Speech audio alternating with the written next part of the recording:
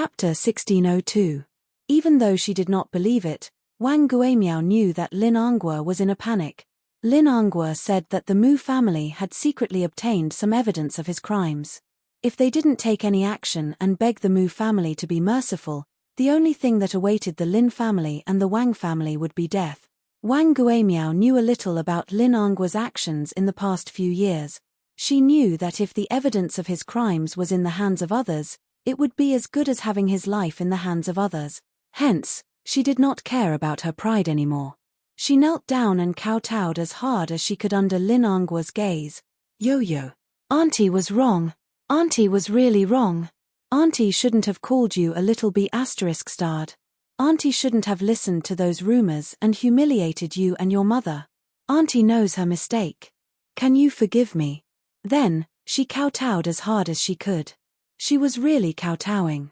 She knocked her forehead on the ground so hard that her skin was bruised. However, she did it on purpose. She wanted to put on an act for him to see. A little bruise was nothing. If she could beg the Mu family to be merciful, so what if she got bruised and bled a little? Yo-yo yawned and said lazily, okay, I know, I forgive you. Lin Angua was overjoyed when he heard that. Really? Wang Guimiao was surprised. She looked up with her eyes wide open and smiled through her tears. She was in a sorry state and her hair was disheveled. She looked disgusting. Yo-yo did not want to look at her. Why should I be so calculative with an uncultured person? So now, all of you can disappear from my sight. Then, Lin Angua and Wang Guimiao looked at each other in surprise. They did not expect that it would be so easy to get forgiveness. They had to admit that children were easy to trick. Just a little bit of self-injury and she would be soft-hearted. Lin Angua rubbed his hands and chuckled. He asked tentatively, then, that tainted evidence, what evidence? Yo-yo raised her eyebrows in confusion. It's like this. Chairman Mu, can you plead for me? Ask him to be merciful and let me off. Don't hand over those things to the Commission for Discipline Inspection. Yo-yo was confused. I don't know what you're talking about. It's so cold outside. I'm going home. Wait. Like a drowning man, Lin Angua called out to him hoarsely and asked, Yo-yo, didn't you forgive your uncle? Yes, that's right. Then can you ask your father to let me go? This doesn't seem to work. Ah. Yo-yo's lips curled into a sinister smile. My daddy hates you. Lin Angua froze. Beside him, Wang Guimiao's joy turned to sorrow. The smile on her face froze in an instant, and despair appeared in her eyes. Yo-yo said slowly, no one can change my daddy's decision. I'm sorry, Uncle Lin. After that, he smiled elegantly like a little gentleman and turned to go back to the villa. The door slammed shut, completely isolating Lin Angua and Wang Guimiao from begging for mercy. That night, it rained heavily. Lin Angua and Wang Guimiao did not dare to leave. They insisted on kneeling at the door for the whole night. Yo-yo ignored them. Chapter 1603. When the sun was about to rise, Yu got out of bed and opened the curtains, only to find the two still kneeling by the door. Wang Guimiao was in a daze and on the verge of collapsing as she leaned on Lin Angua. After kneeling in the rain for an entire night, the two of them fainted on the ground. Not long after, they were carried away by the ambulance. Lu Jinyu was also very efficient. After sorting out the documents, he submitted the evidence of Lin Angua's crimes to the disciplinary committee. Soon, the documents were issued. Lin Angua was taken away for investigation. After the investigation, Lin Angua was accused of corruption, embezzlement, collusion with illegal businesses, embezzlement of non-performing assets, and embezzlement of more than 1 billion yuan. This case caused a huge uproar. Even the Wangs were implicated and their family assets were destroyed. Of course, this was all in the future. Before the admission procedures were completed, it happened to be Friday. Yo-yo asked Li Hanlin to drive him to the supermarket to buy some baking ingredients. He planned to bake a birthday cake for Yun Shusha when he got home. He was the one who had made the cake last year. However, at that time, he had just started baking and was not very familiar with it. Hence, the cake did not taste good. However, Yun Shusha liked it very much. This time, Yo-Yo secretly decided that he must bake a super delicious cake for Mommy's birthday. He would send it to Mommy when he visited her at work. When he got home, Yo-Yo rushed into the kitchen and skillfully separated the egg yolk from the egg white. He then mixed the egg white evenly with the egg whisk. He was already extremely familiar with this series of processes. In the past, he would often bake some small cakes as a snack. He used a mold to create a heart-shaped cake embryo and placed it in the oven. Then, he started to think about what kind of cake he should make. After much consideration, he decided to draw a cartoon version of the family portrait on the cake. When Muyaja got home, he heard some noises coming from the kitchen. He walked in quietly and saw Yo-Yo with his head lowered. He was so focused that he did not notice Muyaja's presence behind him. He was making a fondant cake. At this moment, the cartoon version of the character was more than half done. Yo-Yo was very focused. Under the warm light, his handsome eyebrows and youthful side profile looked gentle and charming. From the side, his long and thick eyelashes were slightly lowered. His gaze was as gentle as water and his lips were slightly curved, as if he was smiling. Muyaja looked at his hands. It turned out that he was making a cartoon version of Yunshusha. He held the fondant sculpture in his hands gently and carefully, as if he was holding her in his hands. His and little Ichen's figurines were already made on the cake. After he was done with Yunshusha, he began to work on Muyaja's character. Muyaja's interest was piqued. He was curious as to how he would look in this little guy's hands. Yo-Yo first made a round face for him, then a round body. Then, he picked up a pen and dipped it in the icing. As if he was playing a prank, Yo-Yo deliberately drew a fierce face for Muyaja. When Muyaja saw this, he frowned slightly and said unhappily, "Why did you draw me so fierce, what?" Yo-Yo was startled by the sudden sound behind him. His hand trembled and the pen drew a distorted line on the doll's face. Thus, Muyaja's mouth became crooked. Muyaja was speechless. Chapter 1604. He looked at the sugar figurine with a crooked mouth and turned around, feeling wronged. He said angrily, "Daddy, why did you stand behind me without saying a word? It's very scary, okay? I didn't do it on purpose. Who knows how timid you are?" Muyaja said innocently, "Look at the birthday cake you made. The three of you look so cute, but you made me look fierce. I object." Objection overruled. Yo-Yo held up the sugar figurine in his hand and looked left and right. He compared it to the real person and suddenly expressed his opinion. "It's very similar. Muyaja, it's your fault for always pulling a long face." Yo-Yo then looked at the crooked mouth of the sugar figurine and laughed. "Daddy, you're so pitiful. Your mouth is crooked. It's all your fault," Muyaja said, feeling wronged. Yo-Yo retorted, "It's your fault for not saying a word when you came in. You stood behind me and gave me a fright. Otherwise, I wouldn't have failed." Muyaja smiled and hugged him from behind. He rested his chin on Little Munchin's shoulder and looked at his frosted hand. He couldn't help but laugh. "Is this your birthday present for Mommy?" "Yes." Yo-Yo fixed the adorable Muyaja figure on the cake and then remembered to finish it. He continued what he was doing and asked, "Daddy, does the cake look good?" Muyaja thought seriously for a while and then commented, "It's not bad." "What do you mean by not bad?" Yo-Yo protested unwillingly. "I think it's great. Can I eat the sugar figurine on the cake? Other than Mommy and me, you can eat the rest, Tilda," Yo-Yo said generously. Muyaja frowned but pretended to be unhappy and teased him. "Why can I only eat mine and Xiao Chen's but not yours and Mommy's?" "Hee hee. Because Mommy's are the cutest, no one is allowed to eat them." After completing the last step, Yo-Yo looked at the finished product and reveled in her exquisite craftsmanship. "What a beautiful cake. I made it myself. Mommy will definitely like it." After speaking, Yo-Yo turned around and hooked her arm around Muyaja's shoulder. "Daddy, when are we going to visit the set?" "When Xiao Chen is out of school, we'll visit the set. Long live." Yo-Yo was elated.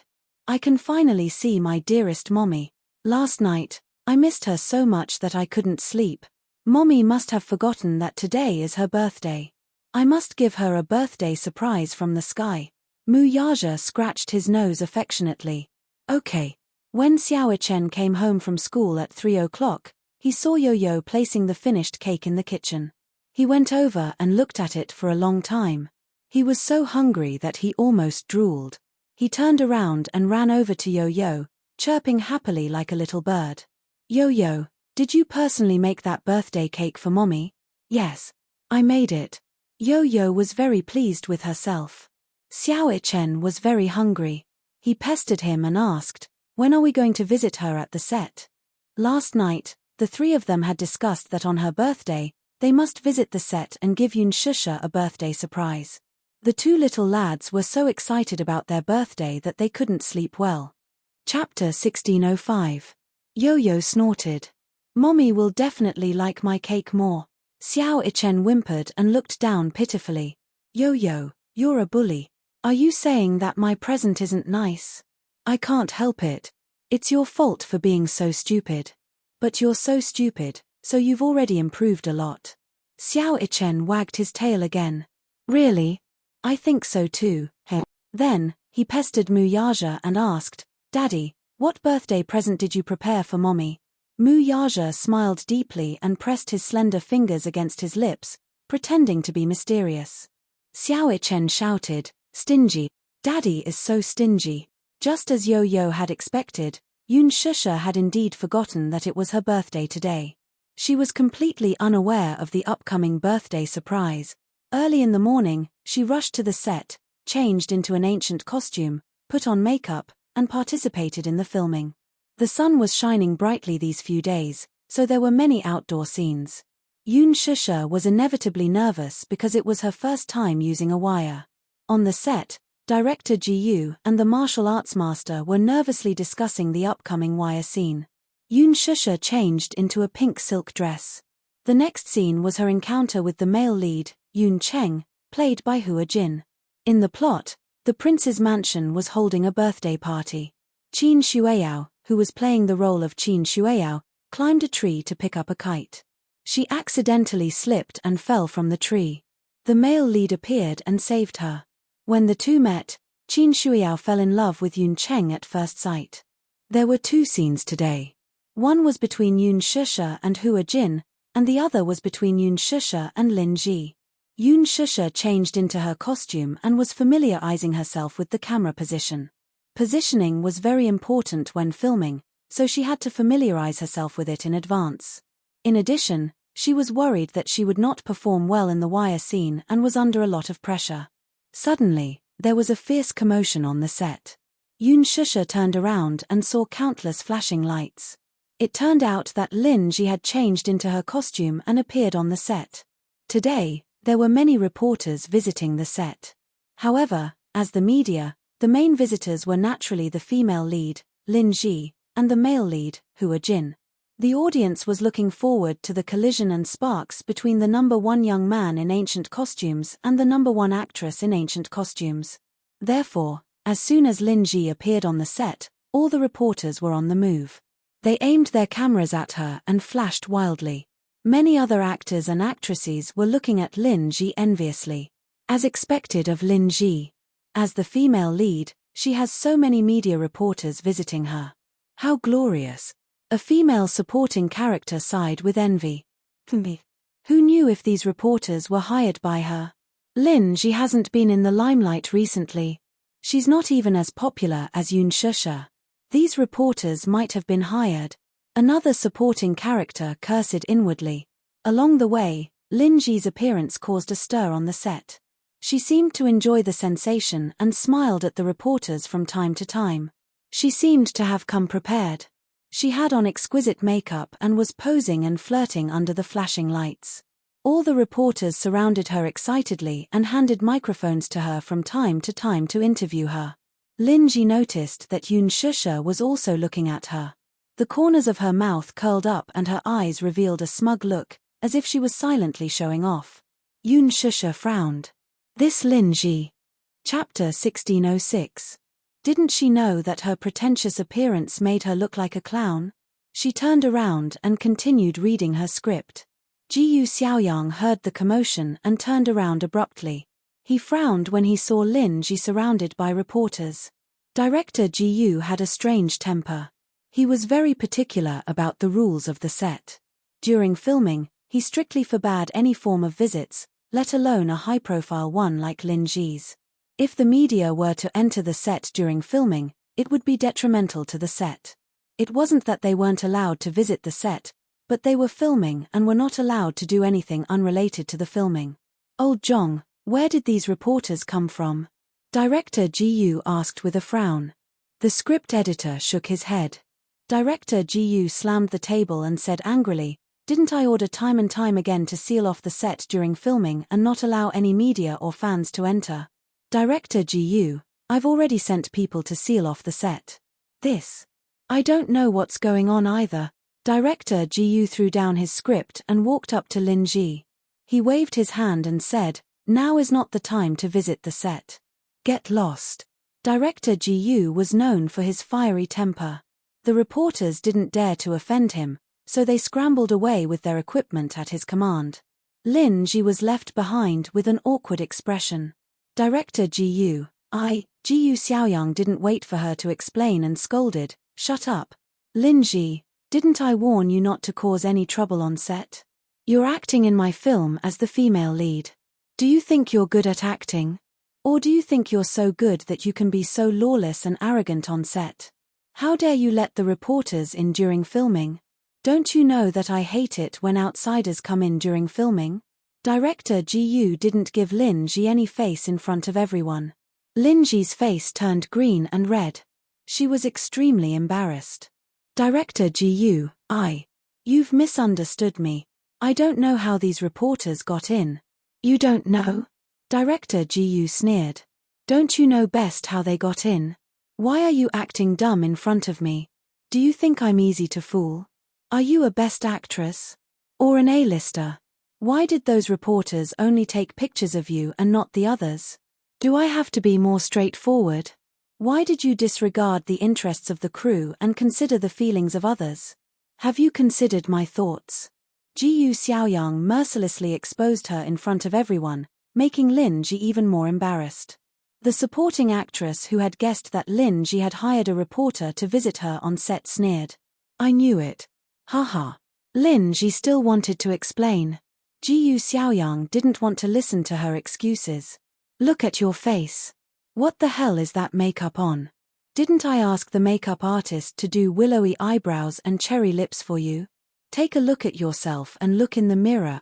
Lin Ji hired a reporter to visit her at work. In order to look more photogenic, she especially asked the makeup artist to put on Korean-style makeup. Ji Yu Xiaoyang scolded her harshly. Lin Ji felt too ashamed to show her face. Director Ji Yu, Lin Ji's eyes were misty with tears, and she was about to cry. She deliberately acted pitiful in order to gain Director Gu's understanding. Chapter 1607. Lin Ji, I'm warning you for the last time, don't play any more tricks. If you anger me, I don't care if you're the female lead or not, I'll cut you into a side character. Hee hee. I'll also give you a heads up while I'm at it. Anyway, the filming has just started, so it doesn't matter even if I kick you out of the cast. Don't blame me for falling out with you when the time comes. Anyway, the female lead in his heart was never this actress. If she were to play any tricks again, he did not mind kicking her out, and replacing Yoon Shusha with her was exactly what he wanted. Yoon Shusha was the Chin Changle in his heart. Not only did she look good, but her acting skills were also better than the actress's. Alas, the actress was one step ahead and snatched the role from him. Ji Yu Xiaoyang was still sulking because of this matter. Lin Ji's financial backer had invested a lot in the movie, so director Ji Yu suppressed his anger. Go wash my makeup and redo it, Ji Yu Xiaoyang said and left. Under the mocking and curious gazes of the crowd, the actress could only grit her teeth awkwardly and return to the dressing room unhappily to do her makeup. The director walked over to Yoon Shusha, who was seriously reading the script.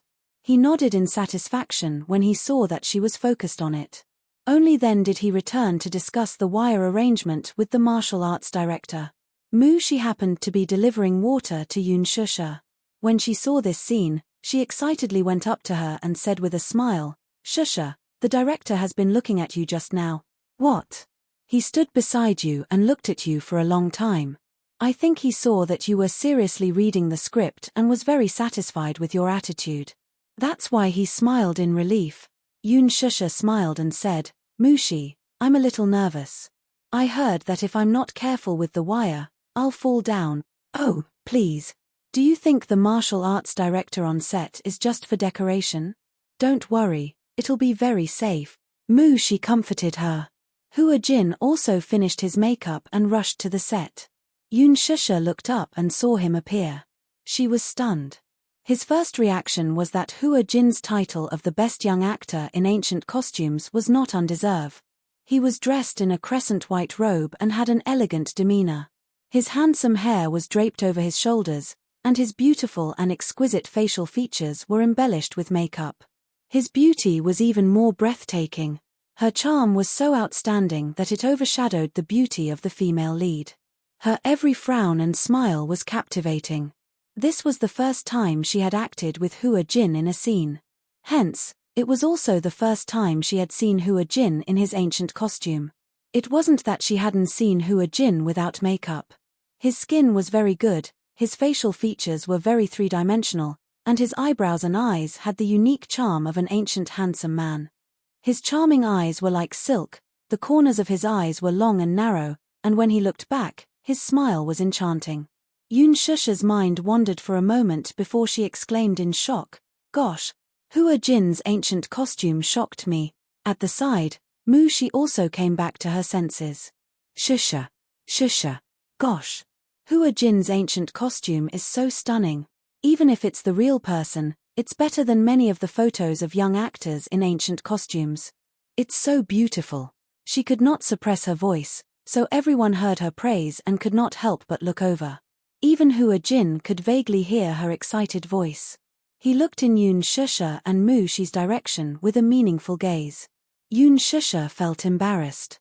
Mushi, can you speak a little louder? Chapter 1608. Hua Jin suddenly walked toward Yoon Shusha. Yoon Shusha was stunned. She turned around and thought that Hua Jin was going behind her, but she realized that there was no one behind her. When she turned around, Hua Jin was already in front of her. He was not as tall as Mu Yaja, but he was still very tall at 1.8 meters. When he bent down to look at her up close, she could even see his flawless and perfect skin. It was as if it could be broken by the slightest breeze. What was even more stunning was his pair of deep eyes that seemed to be bewitching and could make people fall for him uncontrollably. She was already stunned when she saw Hua Jin walking over. Yoon Shusha came back to her senses and pursed her lips. She could not help but take a step back.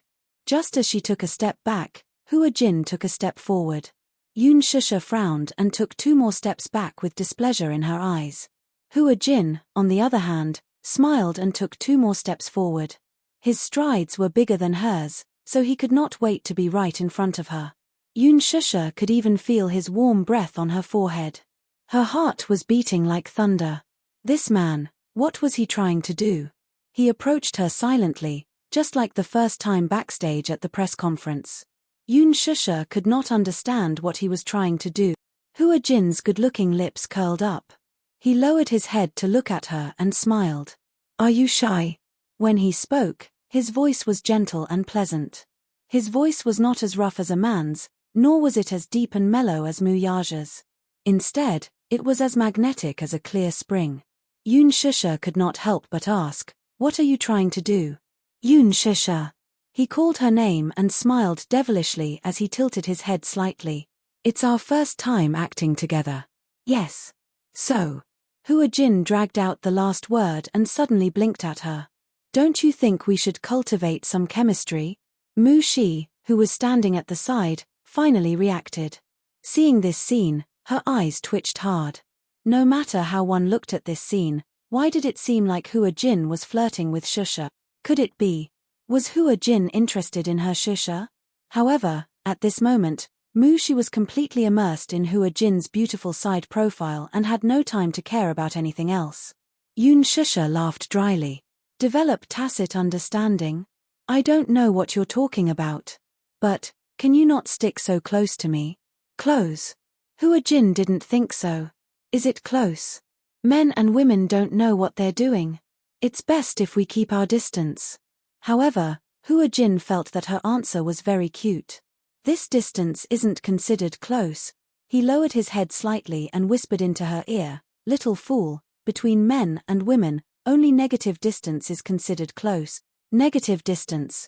Yoon Shusha was confused and didn't even think of the evil side. Hua Jin felt that her reaction was very interesting. How could there be such an innocent woman in the entertainment industry? She was so silly that it was cute. Looking at his meaningful smile, Yoon Shusha realized what he meant by negative distance. She suddenly stretched out her hands and pushed him away. Jerk. Do you think it's fun to tease me like this? With that, Yoon Shusha glared at him fiercely and walked around him. Hua Jin pursed his lips and covered his mouth to hide his laughter. He was as mischievous as a lazy kitten that had secretly eaten meat. He relentlessly chased after her and followed behind her. A strand of his handsome hair hung by his ear, making his skin seem even fairer than snow. Chapter 1609. Hua Jin's voice was as gentle as a clear spring, youthful and magnetic. He was very close to her. No matter how Yoon Shusha tried to avoid him, he would still come up to her and stick to her side. She came back to her senses abruptly and followed him. There were many supporting roles and extras on the set. Among them, many were Hua Jin's fans. Lethal Beauty was recruiting extras for the sake of Hua Jin being the male lead. Many of them did not want to be paid to join the cast, all for the sake of being able to catch a glimpse of the most handsome man in ancient costume from the nearest distance. Hence, when Yoon Shusha and Hua Jin walked one after another, many people cast strange and passionate gazes at them. Yoon Shusha was very sensitive. When she realized that there were many piercing gazes on her, she became even more annoyed with Hua Jin. She originally admired Hua Jin's costume. However, this handsome man who looked noble and otherworldly was actually like this in private. He seemed to like to be ambiguous. Yoon Shusha frowned. Her footsteps quickened as she walked to her seat and sat down. Hua Jin immediately dragged a small stool over and sat opposite her. "How old are you?" Yoon Shusha flipped open the script and ignored him. Her indifference did not make him retreat. Instead, Hua Jin's eyes were filled with interest. "Shusha, pay attention to me." Yoon Shusha looked up and glared at him with a distant gaze. "Shusha is not for you to call me that. Hua Jin, please keep a distance from me." Hua Jin's eyes lit up when he heard this. He smiled slightly. "Shusha, you're finally talking to me. Why do you want me to keep a distance from you, though?" He lazily propped his chin with both hands, his beautiful eyes smiling. "I don't want to keep a distance from the person I like. Hua Jin, you haven't started filming yet." Yoon Shusha suppressed her anger and turned around, not wanting to talk to him. "Go away and don't bother me. Shusha, you're so cold to me." Hua Jin leaned forward slightly. "Looking at your appearance, are you even 20 years old?" She passed a blanket to Shusha from the side and said with a smile, "Shusha is already 24. Seeing that she had been betrayed, Yoon Shusha turned pale with fright. She raised her head abruptly and glared at her assistant. She knew that she had misspoken and bit her lower lip in frustration. Hua Jin's eyes widened slightly when he heard this. 24 years old. Then. She was about to reject him when he sweetly called out, "Sister." This man. Yoon Shusha sucked in a deep breath of cold air. She could not hold it in any longer. Ever since she joined the production team, she had always kept her manager's words in mind to keep a distance from Hua Jin. She did not know what kind of demon was in this man's mind, but whenever he saw her, he would stare at her with an unfathomable gaze. Now, he even took the initiative to tease her. She could not chase him away. Did he not know how to read people's expressions? Couldn't he tell that she was annoyed with him?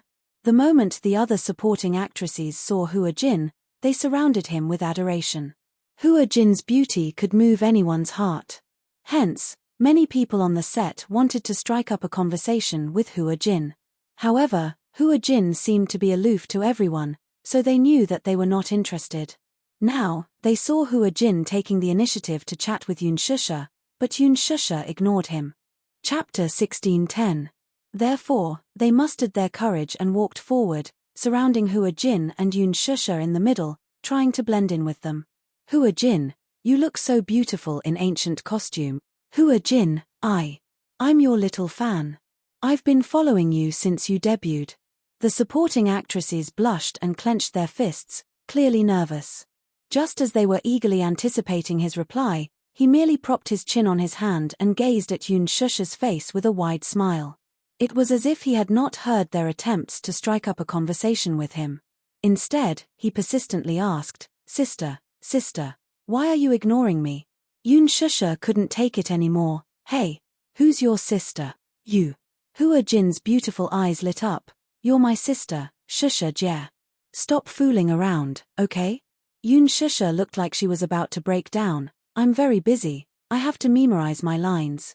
Today's filming is a scene between you and me, we can practice our lines. Yun Shusha frowned, but heartlessly rejected. No. Why not?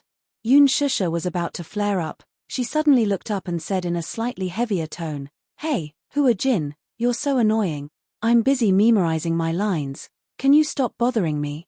Hua Jin was stunned, then an extremely hurt expression appeared on her face. She looked pitiful, and her peach blossom eyes turned slightly red. The supporting actresses were originally immersed in the awkwardness of Hua Jin ignoring them, but when they saw Hua Jin being wronged and helpless, they immediately felt pity for her and accused her with righteous indignation. Hey, Yun Shusha, don't go overboard. Why are you bullying Hua Jin like this? Exactly. Big brother Hua Jin was kind enough to help you rehearse your lines. It's fine if you don't appreciate it, but you're being so aggressive and bullying big brother Hua Jin. What's the meaning of this? Me. Don't you know that even though she's a newcomer who just debuted, her background is much better than ours? So now, she knows how to act like a big shot. Hee. Hua Jin didn't put on any airs and kindly wanted to practice with her, but she pretended to be reserved and embarrassed Hua Jin in front of everyone. That's too much. Mocking voices rose one after another. She could not take it anymore. With her hands on her hips, she defended, Hey, what are you doing? What does it have to do with you? You don't have to worry about Shusha. Have you memorized your lines? Are you familiar with the positioning? If you're so free, then wait for one more shot if you're so capable. Don't NG. Yun Shusha pressed the back of her hand. That's enough. She. Pausing for a moment, she turned around and looked at the cold faces around her. She sneered, My background is none of your concern. If you have the time, you should worry more about yourself, alright? Everyone was stunned. They gritted their teeth and were about to retort when they heard Yun Shusha say, Can you not block me? Hey! Hua Jin suddenly spoke. Seeing him speak, a supporting female character immediately said agitatedly, Hua Jin, don't lower yourself to her level. She thinks she's a big shot and doesn't care about you at all. Hua Jin impatiently cut her off. What does it have to do with you? Supporting female character, Hua Jin's face suddenly darkened. I like her personality. This has nothing to do with you guys. Get lost. Chapter 16:11. She had lost all her face, so those who knew what was good for them dispersed. At last, those female supporting characters, who were jealous, did not forget to glare fiercely at Yun Shusha. Yun Shusha's eyes twitched hard. This Hua Jin, if placed in ancient times, would be a femme fatale. Hua Jin said, Shusha, don't be afraid. With me around, no one can bully you. I don't need you to speak for me. Wasn't it all because of him that she was being ganged up on? This man was really a femme fatale. Qin Ju was indeed right. She should indeed keep a distance from him. She said that he had a formidable sugar daddy behind him. Yun Shusha was even more vigilant now. Not to mention that mysterious sugar daddy, those fans of his in the production team were people she could not afford to offend. Hence, she said, just don't bother me, okay? Woo. I just like you. Yun Shusha could not take it anymore.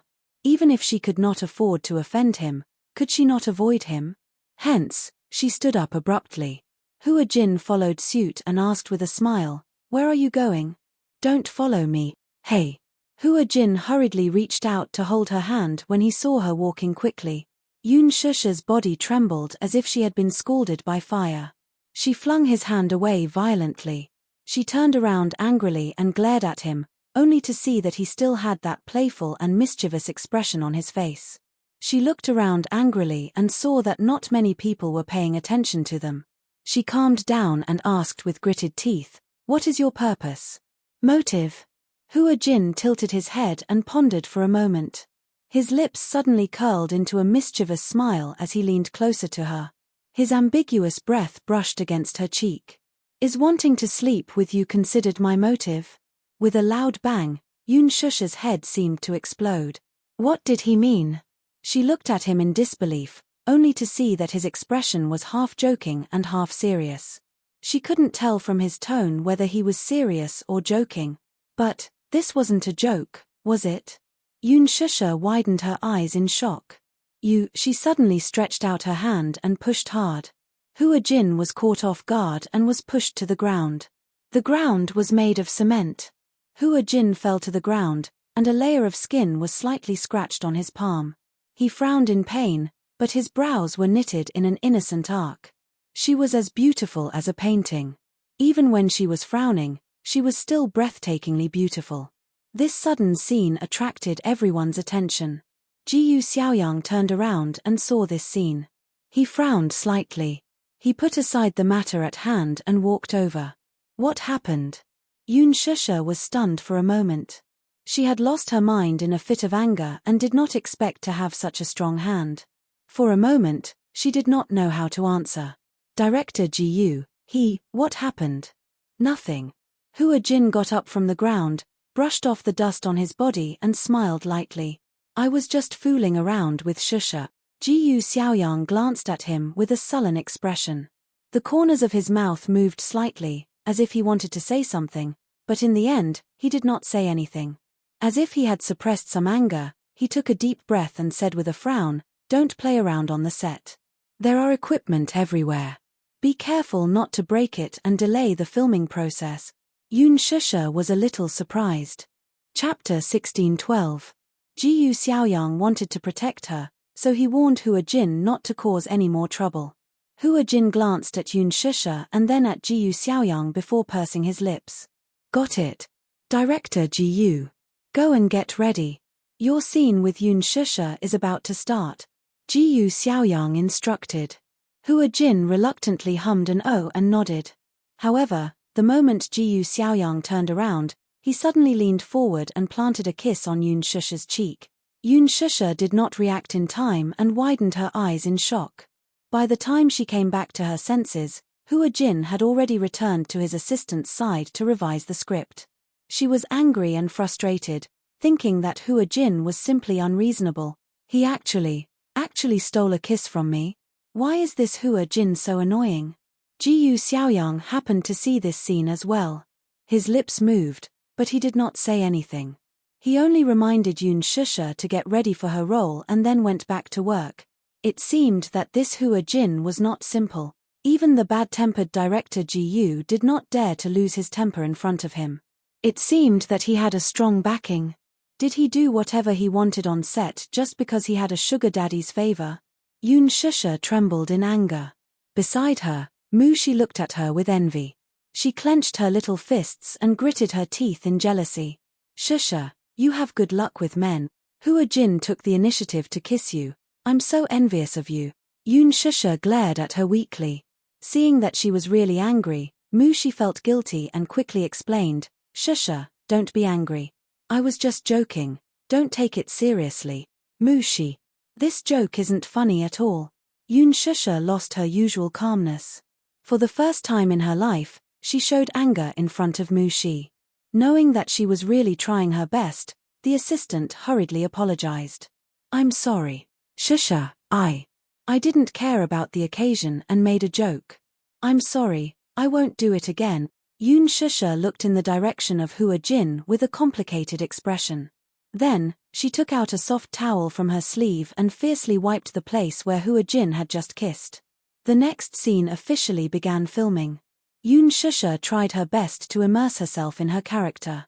However, when it came to her scene with Hua Jin, Just standing in front of him and thinking about how he had teased her earlier, she couldn't help but feel angry.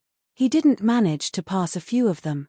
His eyes, emotions, and the tone of his lines were all wrong. It should have been an expression of incomparable adoration, but the camera caught a trace of annoyance in her eyes. Because of this, Ji Yu Xiaoyang completely lost his temper and scolded Yoon Shusha in front of everyone. Lin Ji finished her makeup and rushed to the set. When she saw Yoon Shusha in a sorry state, she was secretly delighted. Serves her right. Seeing Yoon Shusha being scolded so harshly, she openly mocked her. Yoon Shusha felt aggrieved. In the end, Ji Yu Xiaoyang lost his patience and stopped filming for this scene. He waved his hand and said, "You're not even in the right mood.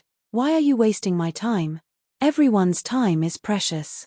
You spent so much energy on the script, and in the end, you acted like this. Who are you trying to fool?" With that, he waved his hand and dismissed Yoon Shusha. Yoon Shusha felt that her condition had been ruined, so she asked for leave from the director and went back. This Hua Jin is really despicable. Chapter 1613. Damn it, if it wasn't for him, she would have been able to perform well. Yoon Shusha was so angry that when she returned to the hotel, she was still a little depressed. She was a perfectionist. When she was filming, she hoped to get the director's approval. She had worked so hard, but because of Hua Jin, all her preparations had gone down the drain. Yoon Shusha changed into her casual clothes and sat on the bed. Her anger had yet to subside. The doorbell suddenly rang. She frowned, got up and walked to the door. Through the peephole, she saw a man in a suit standing at the door. His posture was elegant and respectful. Standing behind him were two elegantly dressed women. They were holding a set of things in their hands. Through the peephole, she couldn't see clearly. Yoon Shusha asked warily, "Who is it?" The man replied, "Miss Yoon, please open the door. I was sent by Chairman Mu to bring you to a place." Yoon Shusha hesitated for a moment. Seeing that this man didn't look like a dangerous person, she opened the door. Just as she opened the door, the man saw her and bowed in a gentlemanly manner. "Good afternoon, Your Highness the Princess. May I know if it's convenient to go in now?" Yoon Shusha was confused by his strange way of addressing her.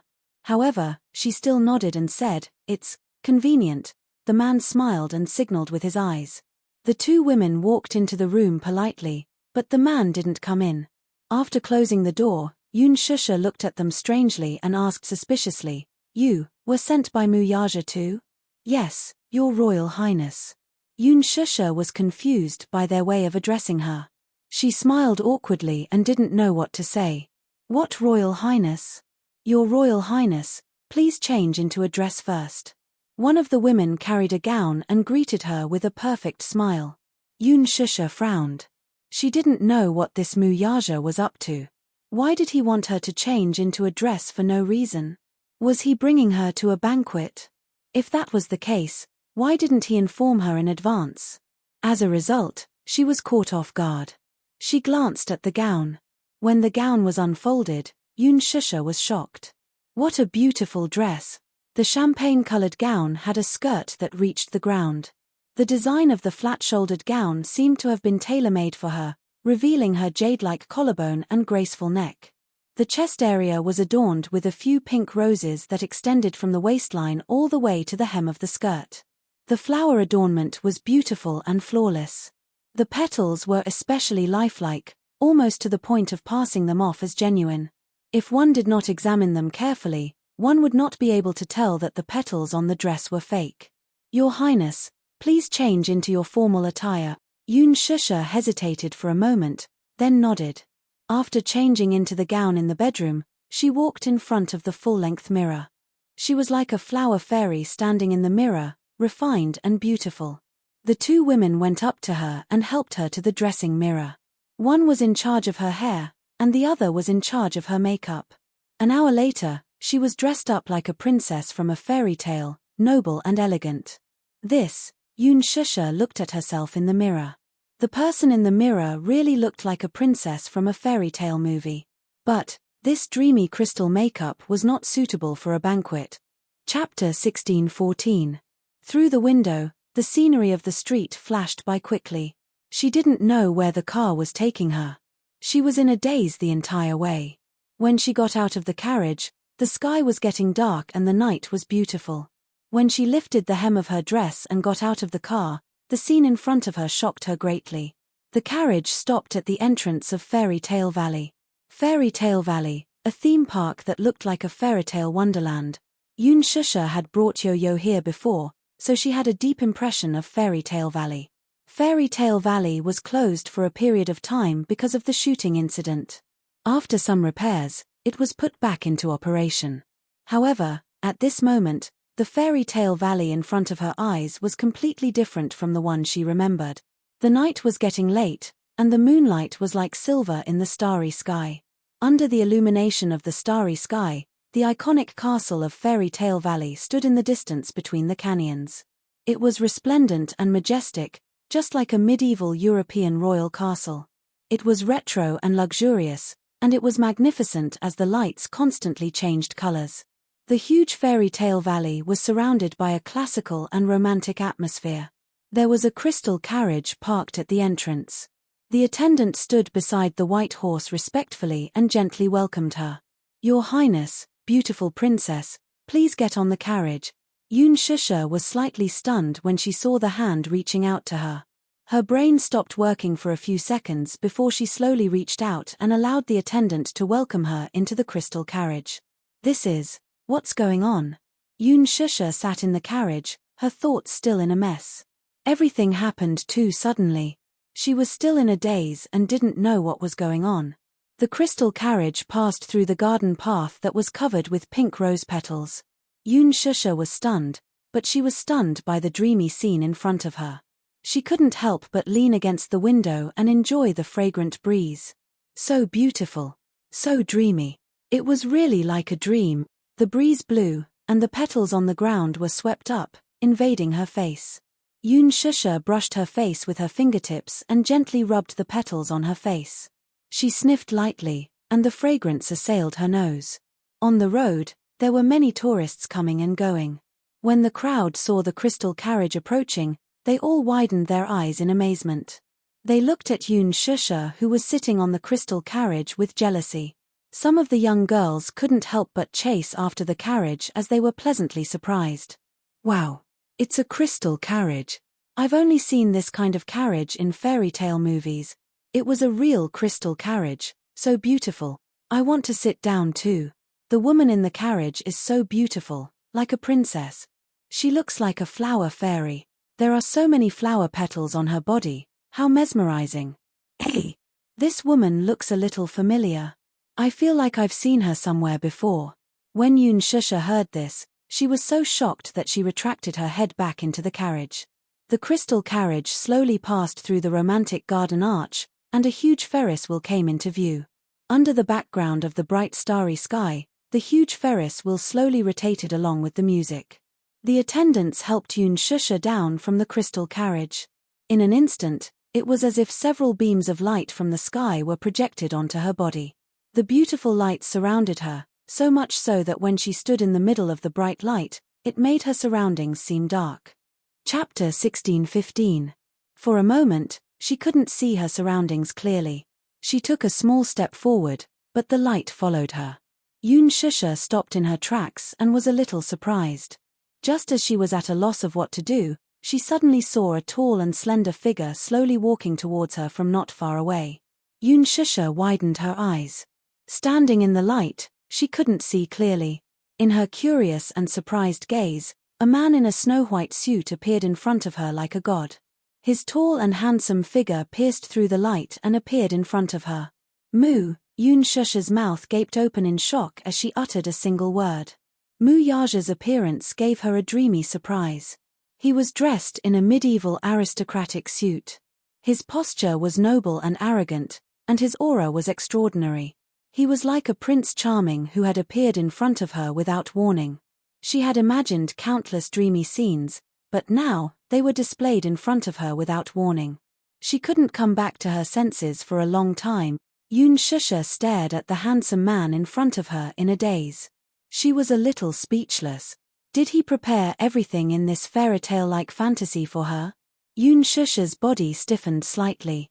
In front of her, the strong light left a deep impression on his exquisite facial features.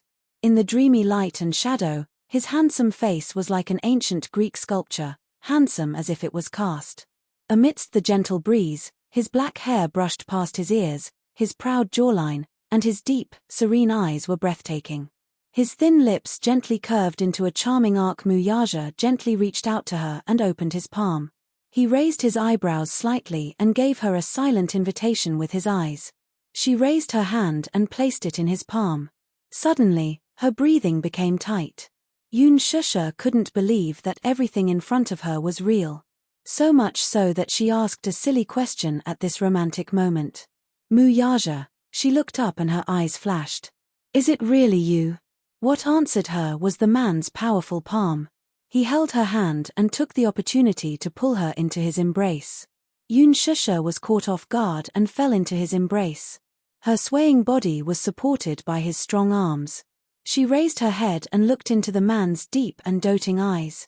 Little fool, it's me. Little fool, it's me. This intimate and affectionate form of address made her slightly startled. Just a few hours ago, Hua Jin had called her that. She felt impatient and didn't like him calling her that. However, when Muyaja called her little idiot, it actually made her feel a trace of warmth and sweetness in her heart. Yoon Shusha still couldn't believe everything in front of her eyes. She was afraid that in the blink of an eye, she would wake up from her dream. When she woke up, she would still be on set, sitting in a deserted hotel. She couldn't help but stretch out her arm and gently wrap it around his waist, greedily longing for this moment. Behind them, the Ferris wheel stopped. Muyaja grabbed her chin and dotted her lips. He asked gently, "Do you like the Ferris wheel?" Yoon Shusha nodded and pursed her lips into a smile. "I like it. Do you want to sit?" "Yes." Muyaja smiled and held her hand as they boarded the Ferris wheel. There were only two of them on the huge Ferris wheel. Chapter 16:16. As the Ferris wheel slowly rose into the air, the spectacular scenery of Fairy Tale Valley could be seen. The two of them sat in the spacious cabin, and Yoon Shusha looked very surprised.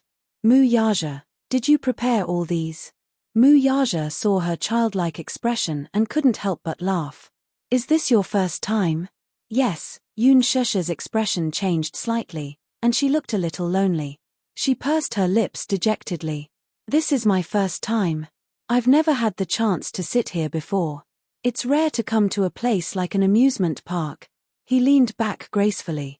"Do you like it?" Yoon Shusha smiled in satisfaction. "I like it. I really like it." In the hearts of young girls, there was always a princess dream. They dreamed of becoming the prince in their hearts, Cinderella. Yoon Shusha was no exception. But fairy tales were fairy tales, and dreams were just dreams. That crystal carriage is really beautiful, just like in fairy tales. Have you seen Cinderella before? No, the carriage in Cinderella is a carriage made from a pumpkin by the fairy godmother. Muyaja merely watched her gesticulate excitedly without saying a word. Yoon Shusha said longingly, "When I was young, I also dreamed that when night fell and the Ferris wheel rose to the peak, I would be able to see the beautiful starry sky with my beloved prince." She was too embarrassed to say what she wanted to say next. When the Ferris wheel rose to the sky, fireworks would be dazzling in the starry sky, and the prince would take out a beautiful diamond ring, propose to her, and kiss her in the beautiful night. She only hid these beautiful fantasies in her diary. She smiled embarrassedly. "This dream must be very silly, right?" "I think so too." Muyaja's lips curled into a smile as he lowered his head to light a cigarette. Holding the cigarette between his lips and smiling eyes, he actually made her heart palpitate with excitement. Yoon Shusha's cheeks burned strangely. She turned her face away guiltily, but secretly glanced at him from the corner of her eyes. Usually, he liked to wear black shirts, but today, he was wearing a noble suit and looked very handsome. So much so that she was embarrassed to look him in the eye. Muyaja leaned back in his seat. His fair and flawless skin, his gentle gaze, and his thick and long eyelashes intertwined with each other. There was a faint dimple at the corner of his lips. When he smiled, it was very beautiful, revealing a trace of freshness and purity. It was the complete opposite of his expressionless face, making people involuntarily want to get close to him. She didn't know why, but she didn't like men who smoked, yet she didn't dislike him. She was even a little obsessed with how he looked when he smoked. Yoon Shusha stared blankly and couldn't help but curve her lips. Mu Yaja suddenly raised his eyes and looked at her calmly. Yoon Shusha was startled. She turned her head abruptly, only to find that the Ferris wheel had already risen to the highest point. She stood up excitedly and leaned against the windowsill. She looked up at the starry sky and held her face in her hands in amazement. "It's so beautiful." Yoon Shusha smiled happily like a child. Mu Yaja took a deep puff of his cigarette and put it out. He got up casually and slowly approached her from behind. Aware of the movement behind her, Yoon Shusha smiled and turned her face. Suddenly, her chin was gently lifted by slender fingers. Chapter 16-17. Mu Yaja's perfect, handsome face inched closer to hers. His thin, moist lips gently covered the corner of her lips. The faint smell of tobacco permeated between his lips and teeth. Together with his unique fragrance, it refreshed her heart and mind. Yoon Shusha was stunned. Her eyes suddenly widened and she furrowed her brows in disbelief. Mu Yaja covered her eyes in dissatisfaction and gently lowered his eyelids. She tossed and turned in his soft kiss. His deep affection for her, which seeped into her bones, made her heart pound like thunder for a moment. Outside the window, the moonlight flowed gently and the mottled shadows of the stars contrasted with the white light. His face seemed to be plated with a layer of moonlight, making his skin look even more jade-like. Through the gaps between her fingers, Yoon Shusha carefully opened her eyes. Mu Yaja's beautiful face was faintly discernible. The Ferris wheel slowly rotated, and she slowly closed her eyes. Mu Yaja imprisoned her in front of his chest. He lifted her chin with one hand and stroked the soft hair by the side of her face with the other. The tip of his tongue gently hooked into the gap between her lips and her pearly white teeth. The tips of their tongues seemed to touch each other. Yoon Shusha's cheeks suddenly flushed red and her hands moved restlessly in front of his chest. She seemed to be a little nervous.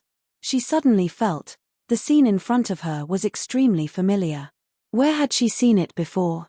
Yoon Shusha was a little confused, but she couldn't pinpoint what was wrong. Mu Yaja comfortingly grabbed her wrist and slowly moved it to his waist. Thus, she obediently wrapped her arms around his waist. Their fingers interlocked, but her knuckles were white from nervousness. A bunch of fireworks suddenly rose in the sky and bloomed beautifully. Mu Yaja lifted his head. Yoon Shusha lowered her head shyly and bit her lip hard. He smiled and lifted her chin, giving her a light peck on the lips. "Shusha, marry me, Chem?" Mu Yaja's voice was slightly deep as he slowly said those words. He raised his eyebrows and gazed at her face gently. "Shusha, marry me." Those words sounded so pleasant when he said them in such a mellow and magnetic voice. His large palm grabbed her hand. Immediately after, a circle of coldness stuck to her ring finger and slid down to the base of her finger. Yoon Shusha's heart seemed to have skipped a beat and her eyes kept widening. His sudden proposal caught her off guard. So much so that after Mu Yaja said that sentence, her mind seemed to explode violently. White light flashed and it was as if she was flying to the clouds. Happiness came too suddenly. Caught off guard, she was stunned by the surprise that fell from the sky. "Marry me, okay?" Mu Yaja's devilish lips curled into a doting smile. "Let's be together forever, okay?" "Shh." He stopped her from continuing. "Let me finish." She pursed her lips and held her breath, wondering what he was going to say next. "I swear." Mu Yaja took a deep breath and lowered his head. He touched the tip of her nose and rubbed it intimately. When he opened his eyes again, his gaze was deep. "I'll use my life to dote on you and protect you." Yoon Shusha's red lips trembled slightly. She could not help but feel like crying because of him. "I'll dote on you forever. Are you willing to be my little princess forever?" Behind him, a bunch of fireworks rose and bloomed beautifully in the sky. Mu Yaja held her hand gracefully. Yoon Shusha's gaze fell on her ring finger. Chapter 16-18. It was a 1-carat pink diamond ring, exquisite and luxurious. Yoon Shusha recognized it at a glance. This was a rare custom-made pink diamond from Dare Ring, Dare Ring was a romantic luxury brand. Men could only customize one diamond ring in their lifetime based on their ID card. A man could only customize one diamond ring in his lifetime. It symbolized the most romantic promise. The ring he put on for her was from the Dare Ring With You series. It was worth 8 figures. Yoon Shusha's eyes suddenly moistened. She was touched, but at the same time, she didn't know whether to laugh or cry. How could this man be so domineering in his proposal? He put the ring on her ring finger without any explanation. It was obvious that he wouldn't allow her to refuse. She could feel that in his eyes, she had really become a little princess who was doted on by thousands. She really couldn't believe everything that was happening in front of her eyes. It should have only appeared in her diary, everything that was in her fantasy, getting on the Ferris wheel with the person she loved, proposing to her in the sky full of fireworks, begging her to marry him. This was clearly a beautiful fairytale plot, but it actually appeared in her life. Muyaja saw that she was so touched and happy that she lost control. His heart ached a little, but in an instant, it softened beyond belief. Shusha, promise me. Muyaja cupped her face, his gaze sincere. He wasn't a man who understood romance. Therefore, perhaps tonight's romantic proposal was the most romantic proposal he could imagine. In business, he had always been cold, decisive, and wise. However, he had always been lacking in romance cells. Therefore, perhaps in her eyes, even a proposal seemed so domineering that she couldn't refuse. However, he really wanted to protect her for the rest of her life. He had prepared for this proposal for a long time. Everything was done by him personally, all for the sake of giving her a dreamy surprise on this day. Perhaps in the past, he also couldn't believe that he would secretly spend so much effort for a woman, just for a proposal. As long as he waved his hand, there probably wouldn't be a woman who would refuse his proposal. In the past, marriage to him was nothing more than a ritual and a shackle. But now, because of her, he had changed his view of marriage. If he had to say that marriage was a shackle, then he was willing to be trapped. Trapped by her. Yoon Shusha was crying and laughing at the same time. She nodded and agreed, okay. Idiot. Yoon Shusha didn't know whether to laugh or cry. What I mean is, I'm willing. He had formally proposed to her, and she was willing to marry him. She was willing, she was really willing. These words kept repeating in Yoon Shusha's mind, and her mood also climbed to the clouds along with the gorgeous fireworks in the night sky.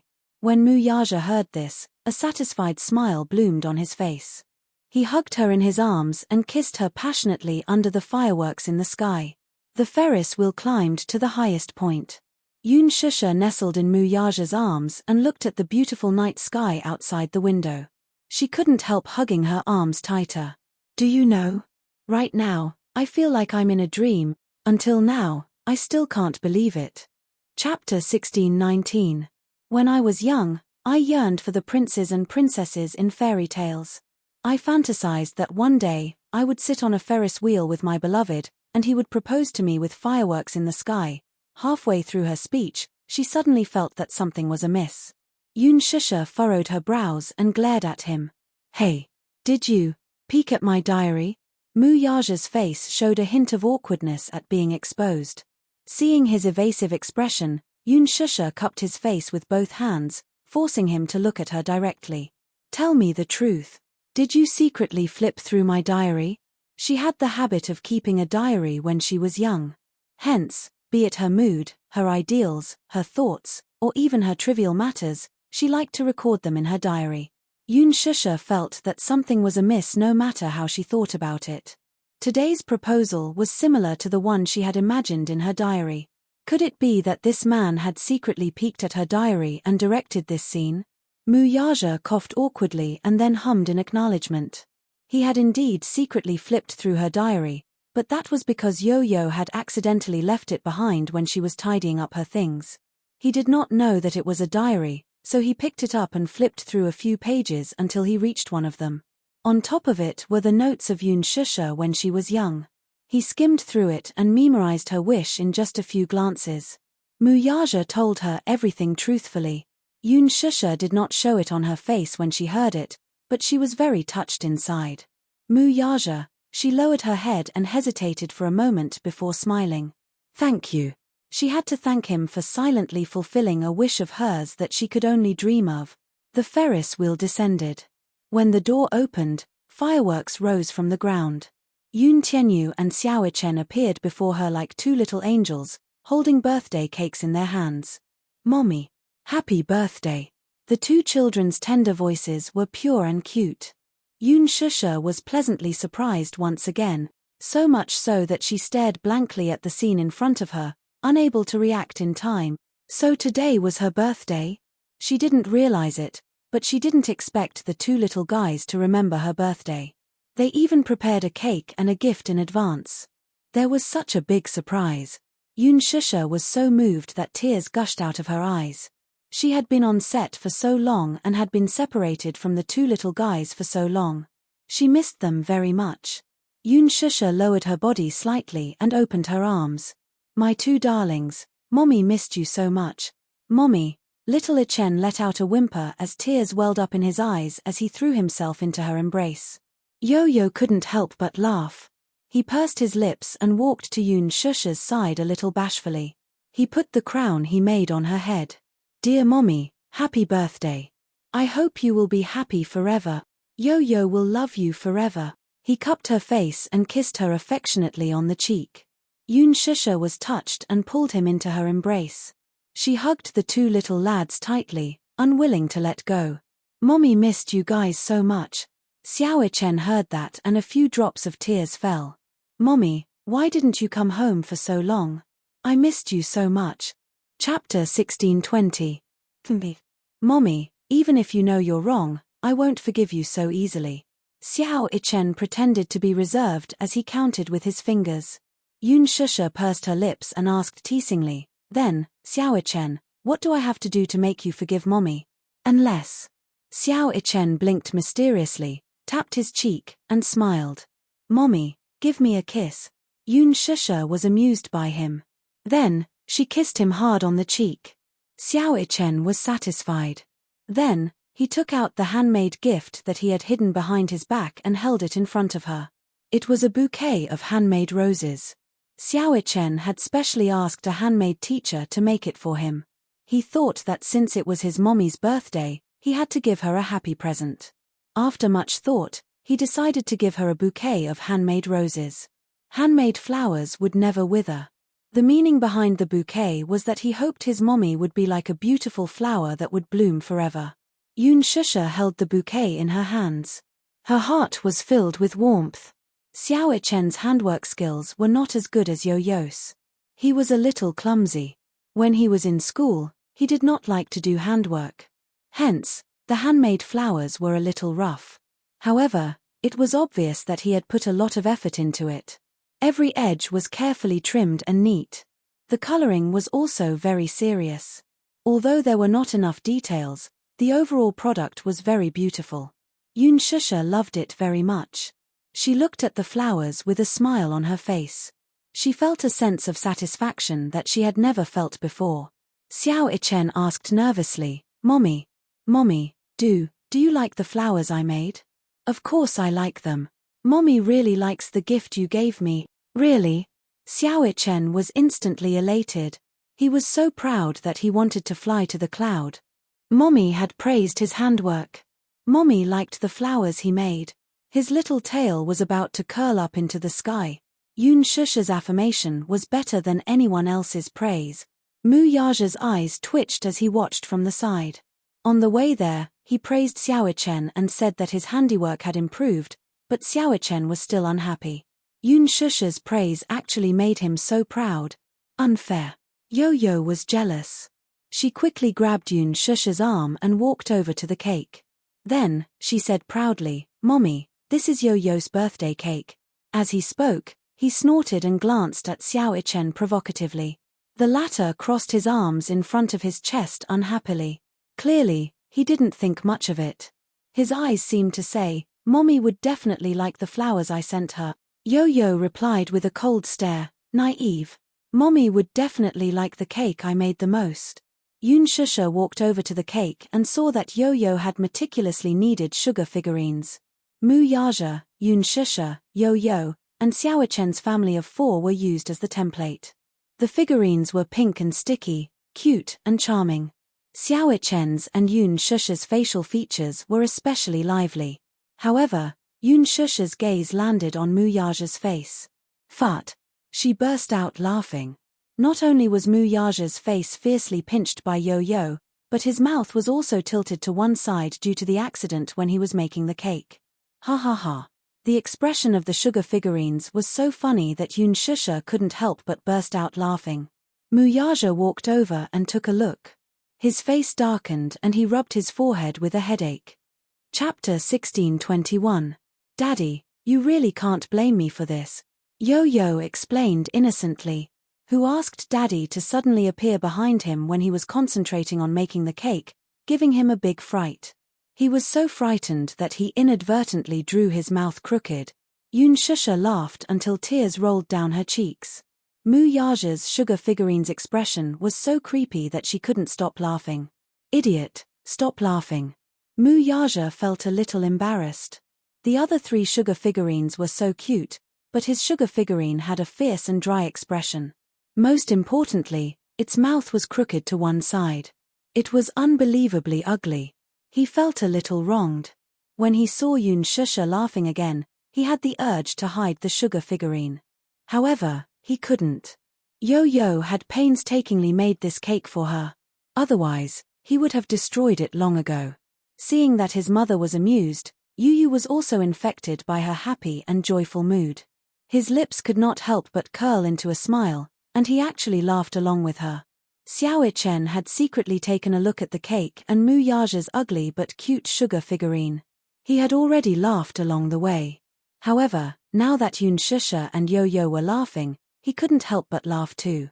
The 3 of them laughed together. Mu Yaja's expression darkened. He glared at Yo-Yo warningly. Yo-Yo understood. He cleared his throat and coughed. He immediately stopped laughing and said to Yun Shusha, "Mommy, don't laugh anymore. Let's blow out the candles, okay?" "Okay." Yo-Yo immediately took out the digital candles and stuck them on the cake. Then, he lit the candles with a match. The flames flickered, illuminating the faces of the 4 people. "Xiao Chen, let's sing a happy birthday song to Mommy together." Xiao Chen immediately reacted and clapped his hands. "Happy birthday to you. Happy birthday to you. Happy birthday to my dear Mommy. Happy birthday to you." Yo-Yo said excitedly, "Mommy, hurry up and make a wish." Yun Shusha immediately clasped her hands together and closed her eyes sincerely. She smiled and silently made a wish. Then, she blew out the candles. "Phew, wow. That's awesome." Little Chen jumped up and down in excitement, his saliva almost flowing out of his mouth uncontrollably. Suddenly, he curiously tugged at his mother's sleeve and probed, "Mommy, what birthday wish did you make?" Yu gave him a hard knock on the head. "You big idiot. Wishes won't come true if you say them out loud." "Oh, I see." Xiao Chen couldn't hide his disappointment. However, when he thought about how he was going to eat the cake, he immediately became happy again. "I can finally eat the cake." As he spoke, he greedily reached out his little hand to grab the little sugar figurine on the cake. Yo-Yo hit his head again. "Idiot. Mommy hasn't cut the cake yet. You're not allowed to eat it." Xiao Chen groaned and held his forehead in pain. He blinked his big, watery eyes sadly and looked at Yo-Yo as if he was silently complaining. Yo-Yo also stared at him. Yun Shusha didn't know whether to laugh or cry. Why was it that Xiao Chen, the younger one, didn't act like an older brother like Yo-Yo? Xiao Chen was more timid. Chapter 16:22. "Mommy, hurry up and cut the cake.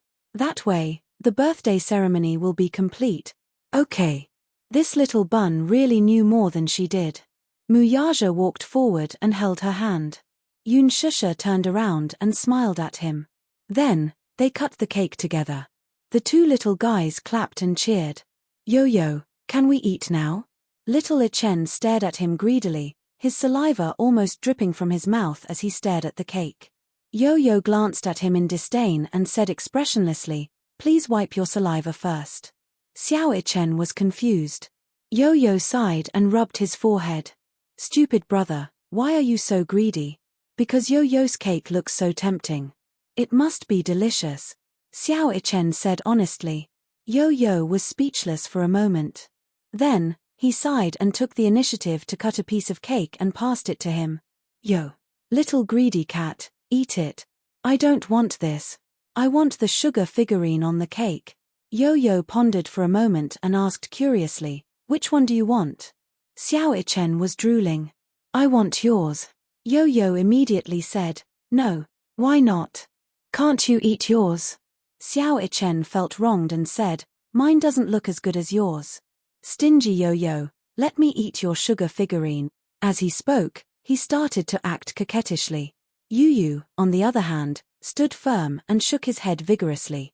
No, I won't let you eat mine. Me. Yo-Yo, stingy, then I'll eat Mommy's sugar figurine. As he spoke, he reached out his hand and grabbed the cutest sugar figurine that Yo-Yo had spent the most effort on. Smack. Yo-Yo slapped his outstretched hand away with a look of disdain. No. Xiao Ichen said dejectedly, what's wrong now? You can't eat Mommy's either. Why don't you eat Daddy's food? Yo-Yo said.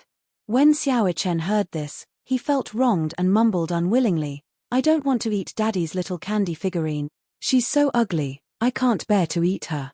Yun Shusha and Yo-Yo burst out laughing at the same time. At the side, Mu Yaja's face was extremely gloomy. There seemed to be cold air around him. Xiao Ichen shuddered violently. When he turned around, he saw Mu Yaja's incomparably frightening expression. He immediately explained earnestly, Daddy, I'm sorry. I'm not saying that you're ugly. I'm saying that the little sugar figurine on the cake is ugly. Don't be angry.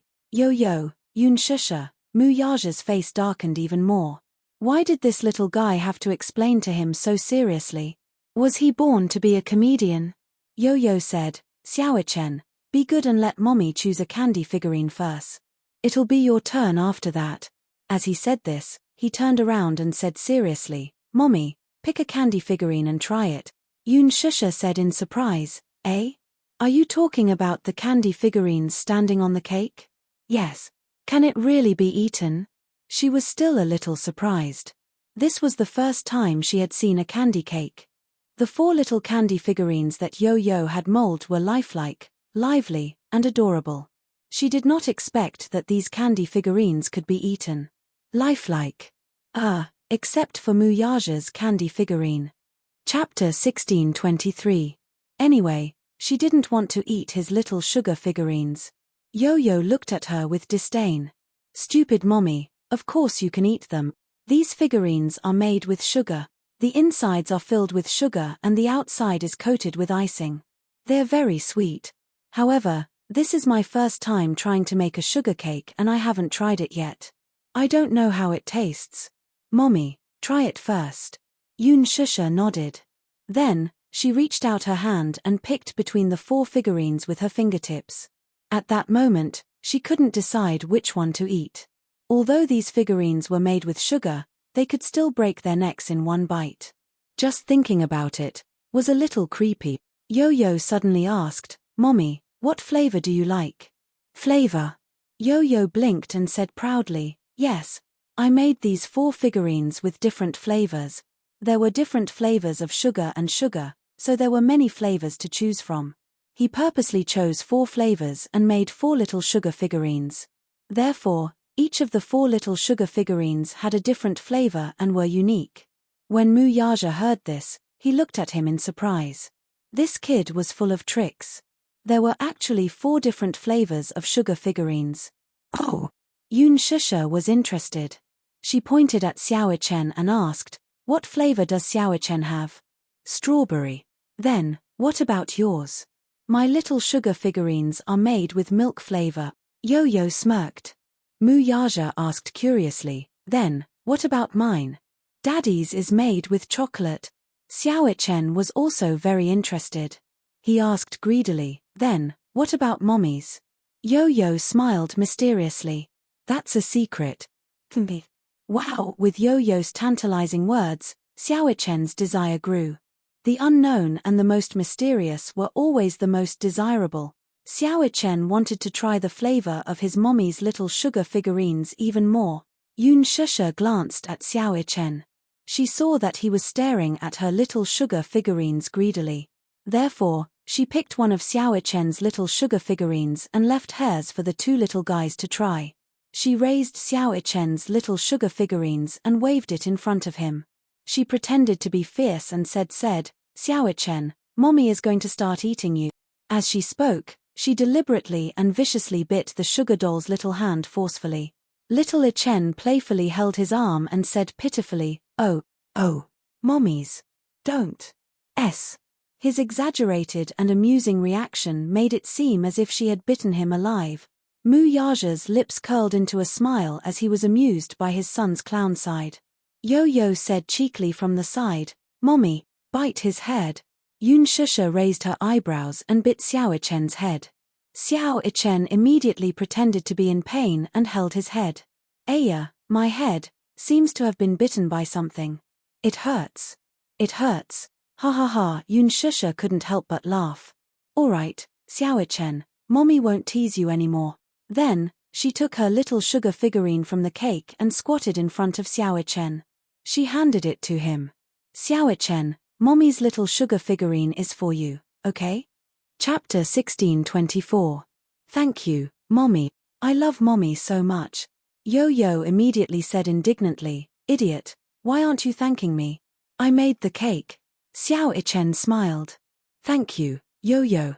Yo-Yo was finally satisfied. Yun Shusha looked at him lovingly. Xiao Chen, try Yo-Yo's cooking. Okay. Xiao Chen couldn't wait to take a bite. The poor little sugar figurine was bitten off by him, revealing a cross-section of its head. It was actually rainbow candy paste. Wow! Xiao Chen's mouth was full as the sweet candy paste filled his mouth.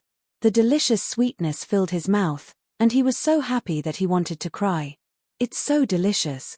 This is the most delicious cake I've ever eaten. Xiao Chen was pleasantly surprised. He danced with joy and excitement.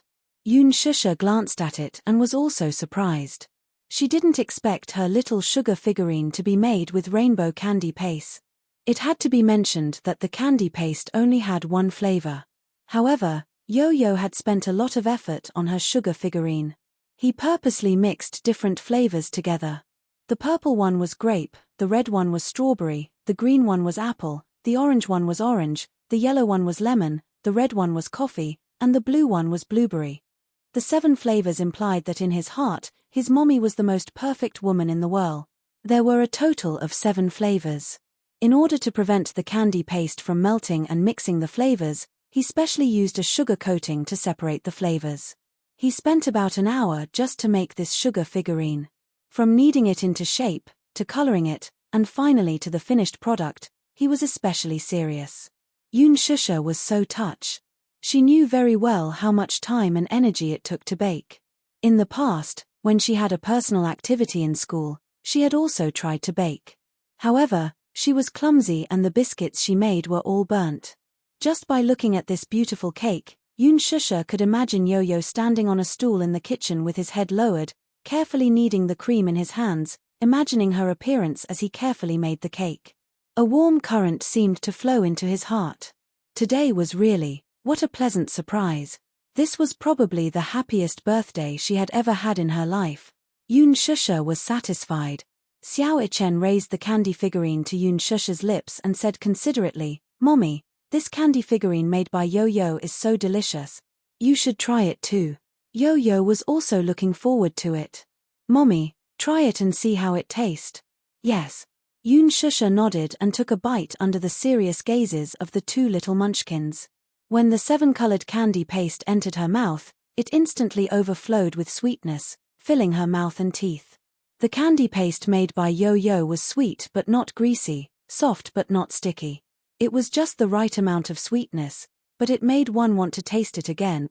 Yun Shusha had never eaten such a delicious cake and was pleasantly surprised. It's so delicious. She said honestly, Yo-Yo, how did you come up with it? I bought a baking book and learned a little from it. After pausing for a moment, Yo-Yo said proudly, however, Mommy's candy figurine wasn't learned from the book. I created the rainbow candy paste myself. It's really great. Chapter 16:25.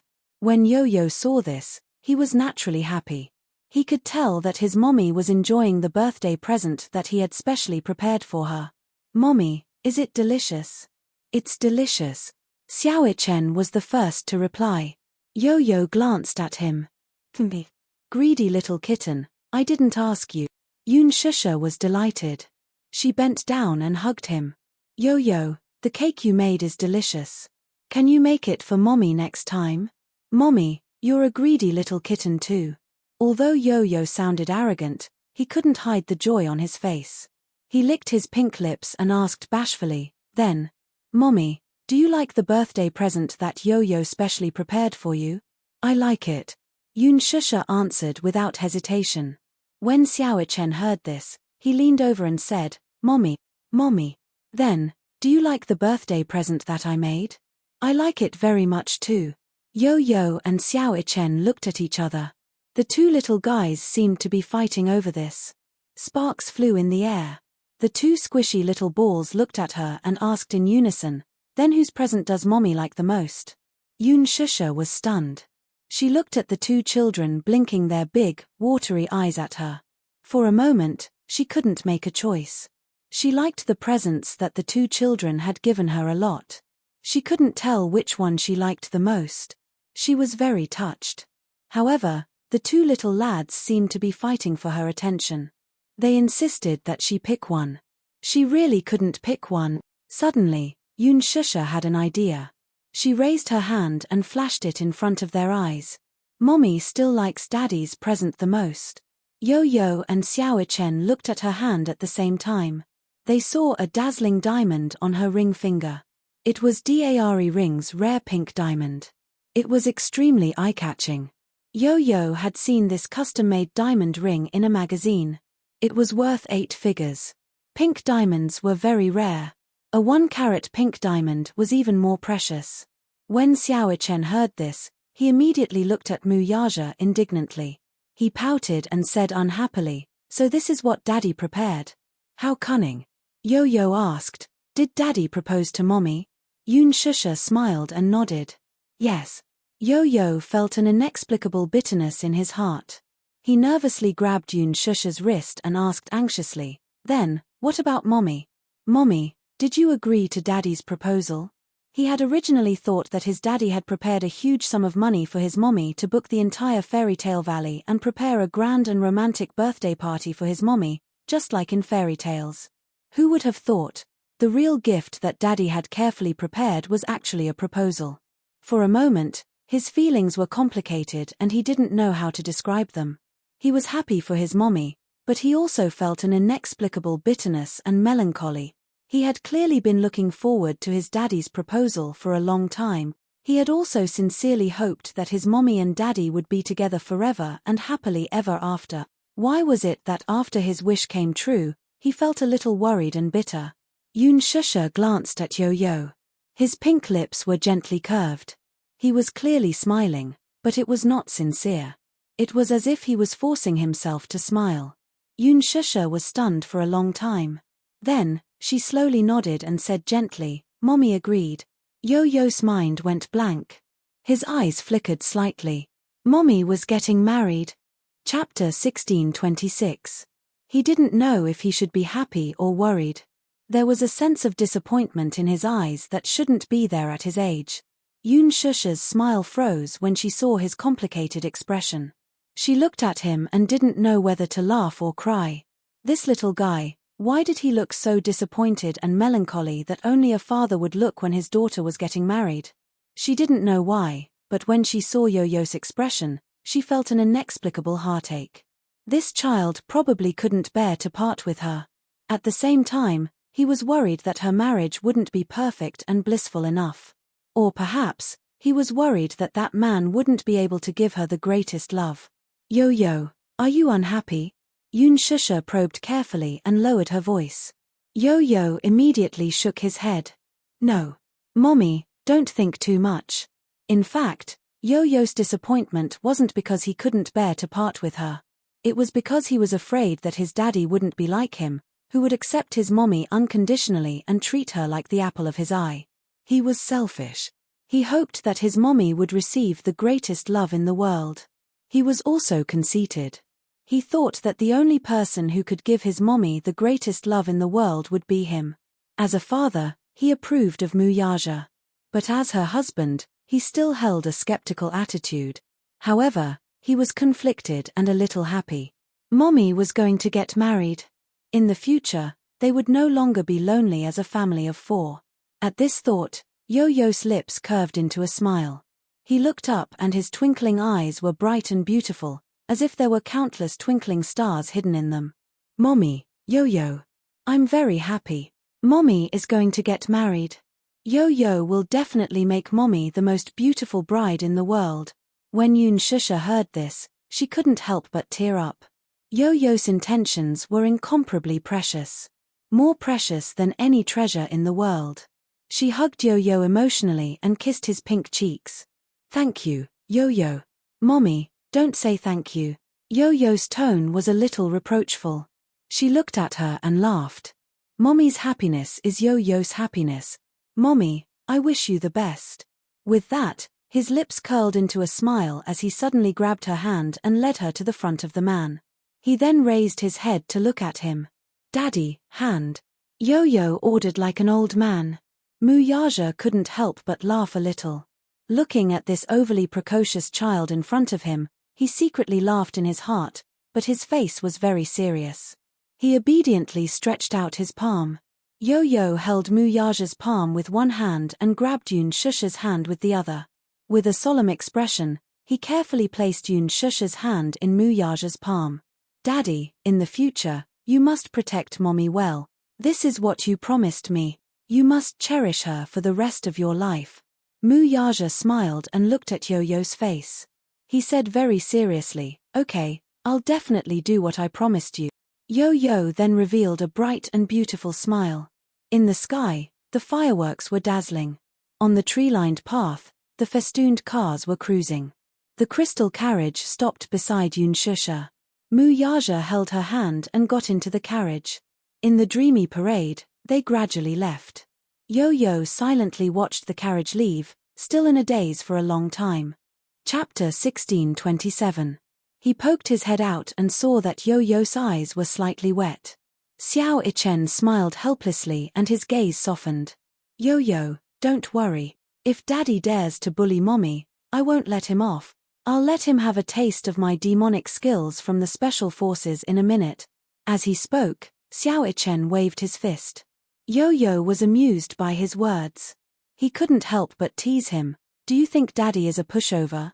Xiao Ichen, forget it.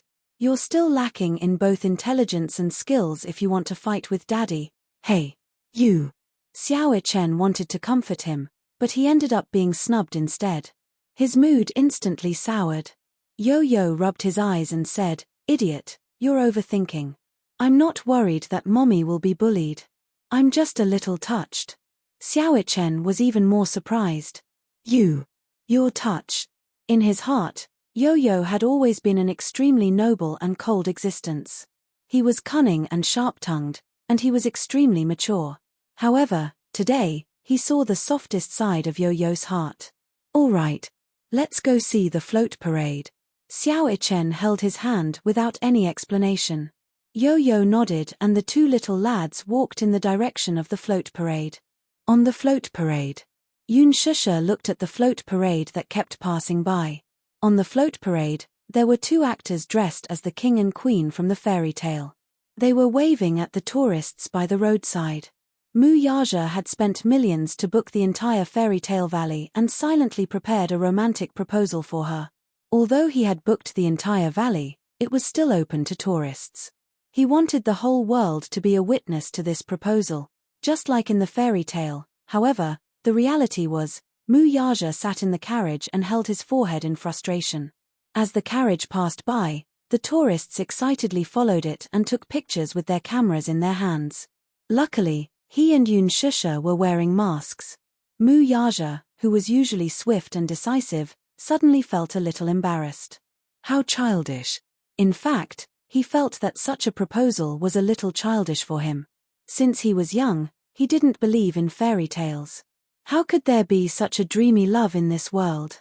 Therefore, he never dared to watch fairy tale movies and even scoffed at them. To him, love was realistic. In the past, he would have thought that it was childish to ask him to wear a prince's attire and create such a dreamy and beautiful atmosphere to propose to her. In the past, he would never have spent so much effort on a marriage proposal. Marriage was to propose to.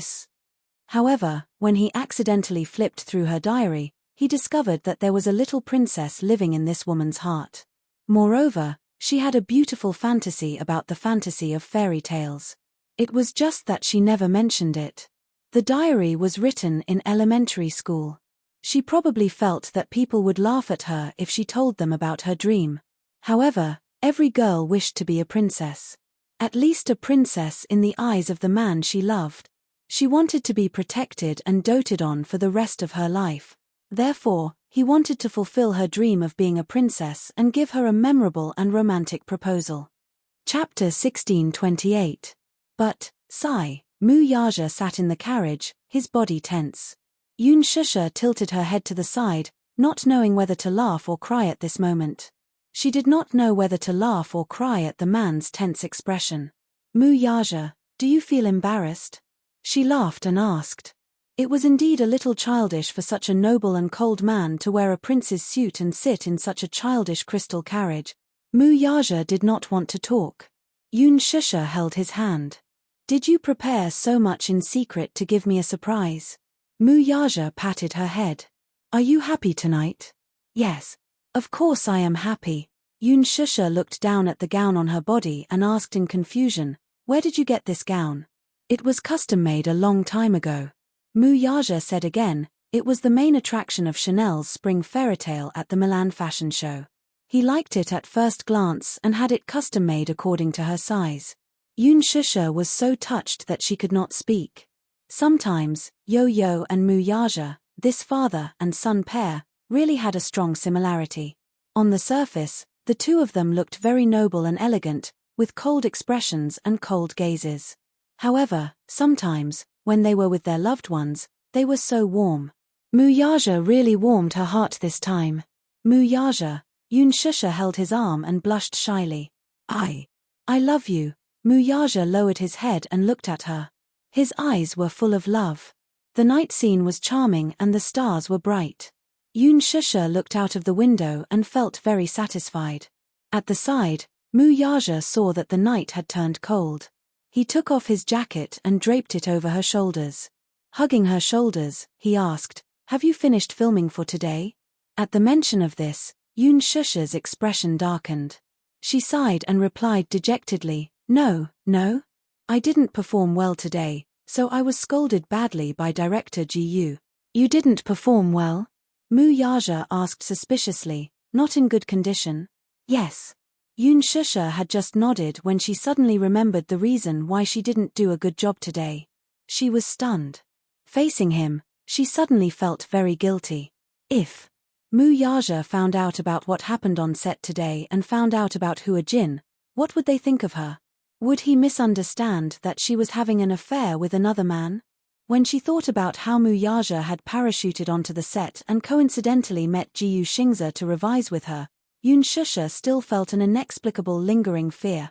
She didn't want him to know about this. She was afraid that he would misunderstand. She didn't want him to misunderstand. But if she didn't say it, she would feel inexplicably guilty. Mu Yaja saw that she kept her head down and didn't know what she was thinking. Suddenly, he said in a deep voice, Shusha, don't act anymore. Marry me and be my wife. I will take care of you. Yun Shusha's expression suddenly froze. She lifted her head and looked at him in disbelief. I'm serious. Mu Yaja gazed into her eyes. Her bewilderment was reflected in his deep gaze. Let me finish. Chapter 1629. He hugged her. His gaze was filled with longing, and his eyes were filled with longing. You don't know how much I missed you in the 2 weeks that you were not around. That one sentence made her heart race. His seductive voice whispered into her ear, and his warm breath blew on her cheek, causing her heart to feel a little itchy. It was just a simple sentence, but it was full of deep meaning. Yoon Shusha clenched her fists nervously. She was so embarrassed that her face and ears were red. She missed him too. However, other than filming, she spent most of her time memorizing the script. After filming started, there were some changes that needed to be made. Her character's lines had to be changed a lot. Hence, she spent a considerable amount of time memorizing the script. But she didn't want to. She had tried to ask Jiyu Xiaoyang for leave so that she could go home and spend time with her child and him. But her request was heartlessly rejected. Qin Ju had also advised her not to ask for leave so often when filming had just started. Otherwise, the rest of the crew would misunderstand that she was enjoying special privileges. There were many people in the crew. Anything she said would be especially sensitive. If she wasn't careful, she would attract a lot of criticism. Seeing that she didn't respond, Mu Yaja grabbed her chin unhappily and narrowed his eyes.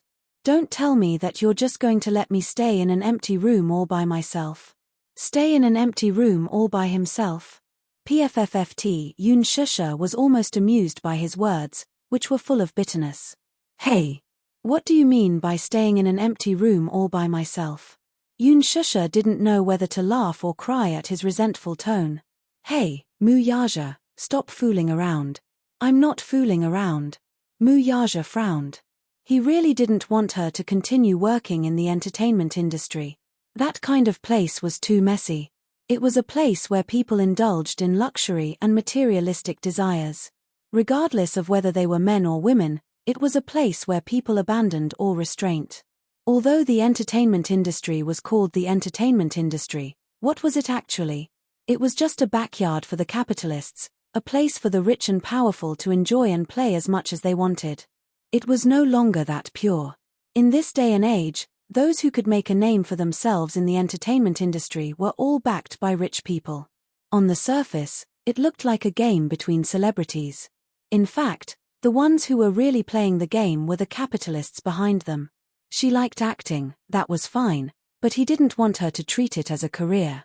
Previously, he had thought that since she liked to perform, even though he didn't like her entering the entertainment industry and pursuing such a career, as her man, he shouldn't interfere with her. He should give her the greatest freedom to a certain extent. But now, he felt that he couldn't do that. If she treated acting as her career, then the time left for him would be greatly reduced. He had been without her for half a month. Without him, he felt that his days were dull and boring. He missed her. No matter if it was his body or mind, he missed her crazily. He was beyond redemption. He missed the days when he hugged her to sleep. Now, whether he closed his eyes or opened them, the side of the bed was empty. The huge room gave people a feeling of desolation. In the past, when she was at home, he would always feel warm whenever he came home. But now, when he opened the door, he felt that the house was a little less lively. It was too cold. Chapter 1630. Yoon Shusha's heart skipped a beat. She actually saw an unconcealable loneliness on his face. It was only then that she suddenly realized, so, because of work, because of her neglect, he actually felt lonely. In her heart, a sense of guilt arose spontaneously. However, Yoon Shusha was extremely conflicted. On one hand, she loved acting, but she also hated dealing with those foul and unspoken rules in the entertainment industry. On the other hand, she wanted to leave the entertainment industry to accompany him, but she felt that if a woman left her career and only stayed by a man's side, she would be like a beautiful vase and would always feel insecure. From what she knew, a woman also needed a career and needed to be self-reliant. She shouldn't rely on a man to live. Be my wife and I'll take care of you. Probably, in this world, no one would have the infinite confidence to say such a thing like him. She knew that her career might not even be worth a mention in his eyes. To her, she had worked hard to act, stayed up late to memorize the script, and dealt in that extravagant circle. In his eyes, the remuneration she received might not even be worth a minute of his benefits. To put it in a funny and ironic way, all the remuneration she received from acting in Lethal Beauty might not even be worth what he earned in a minute. However, although the remuneration was low, it was in exchange for her hard work. Being able to get the director's approval and be liked by the audience was her greatest satisfaction. Her career made her life more fulfilling. However, if she really left her career, returned to her family, and became a caged canary, she only needed to dress up beautifully and charmingly every day, like those upper-class ladies or socialites. She only needed to take care of her husband and children and surround her husband and children, but she didn't have her own career. Could it be that she would really be happy like that? Wouldn't such a life be too empty? It wasn't that she hadn't considered such a problem. However, she really lacked a sense of security. She didn't dare to use her own life as a stake to gamble her entire life. What if one day, he got tired of her? What if her marriage failed? Then she wouldn't have a career or a marriage. Wouldn't such a life be too miserable? Yoon Shusha didn't dare to imagine. Perhaps he had too little confidence in himself. Muyaja looked at her. He didn't know what she was thinking. However, looking at her expression, it was complicated and unpredictable.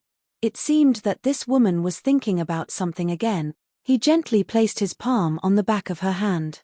Just as he was about to speak, Yoon Shusha suddenly grabbed his hand and looked up with a serious expression. Can you give me some time? What time?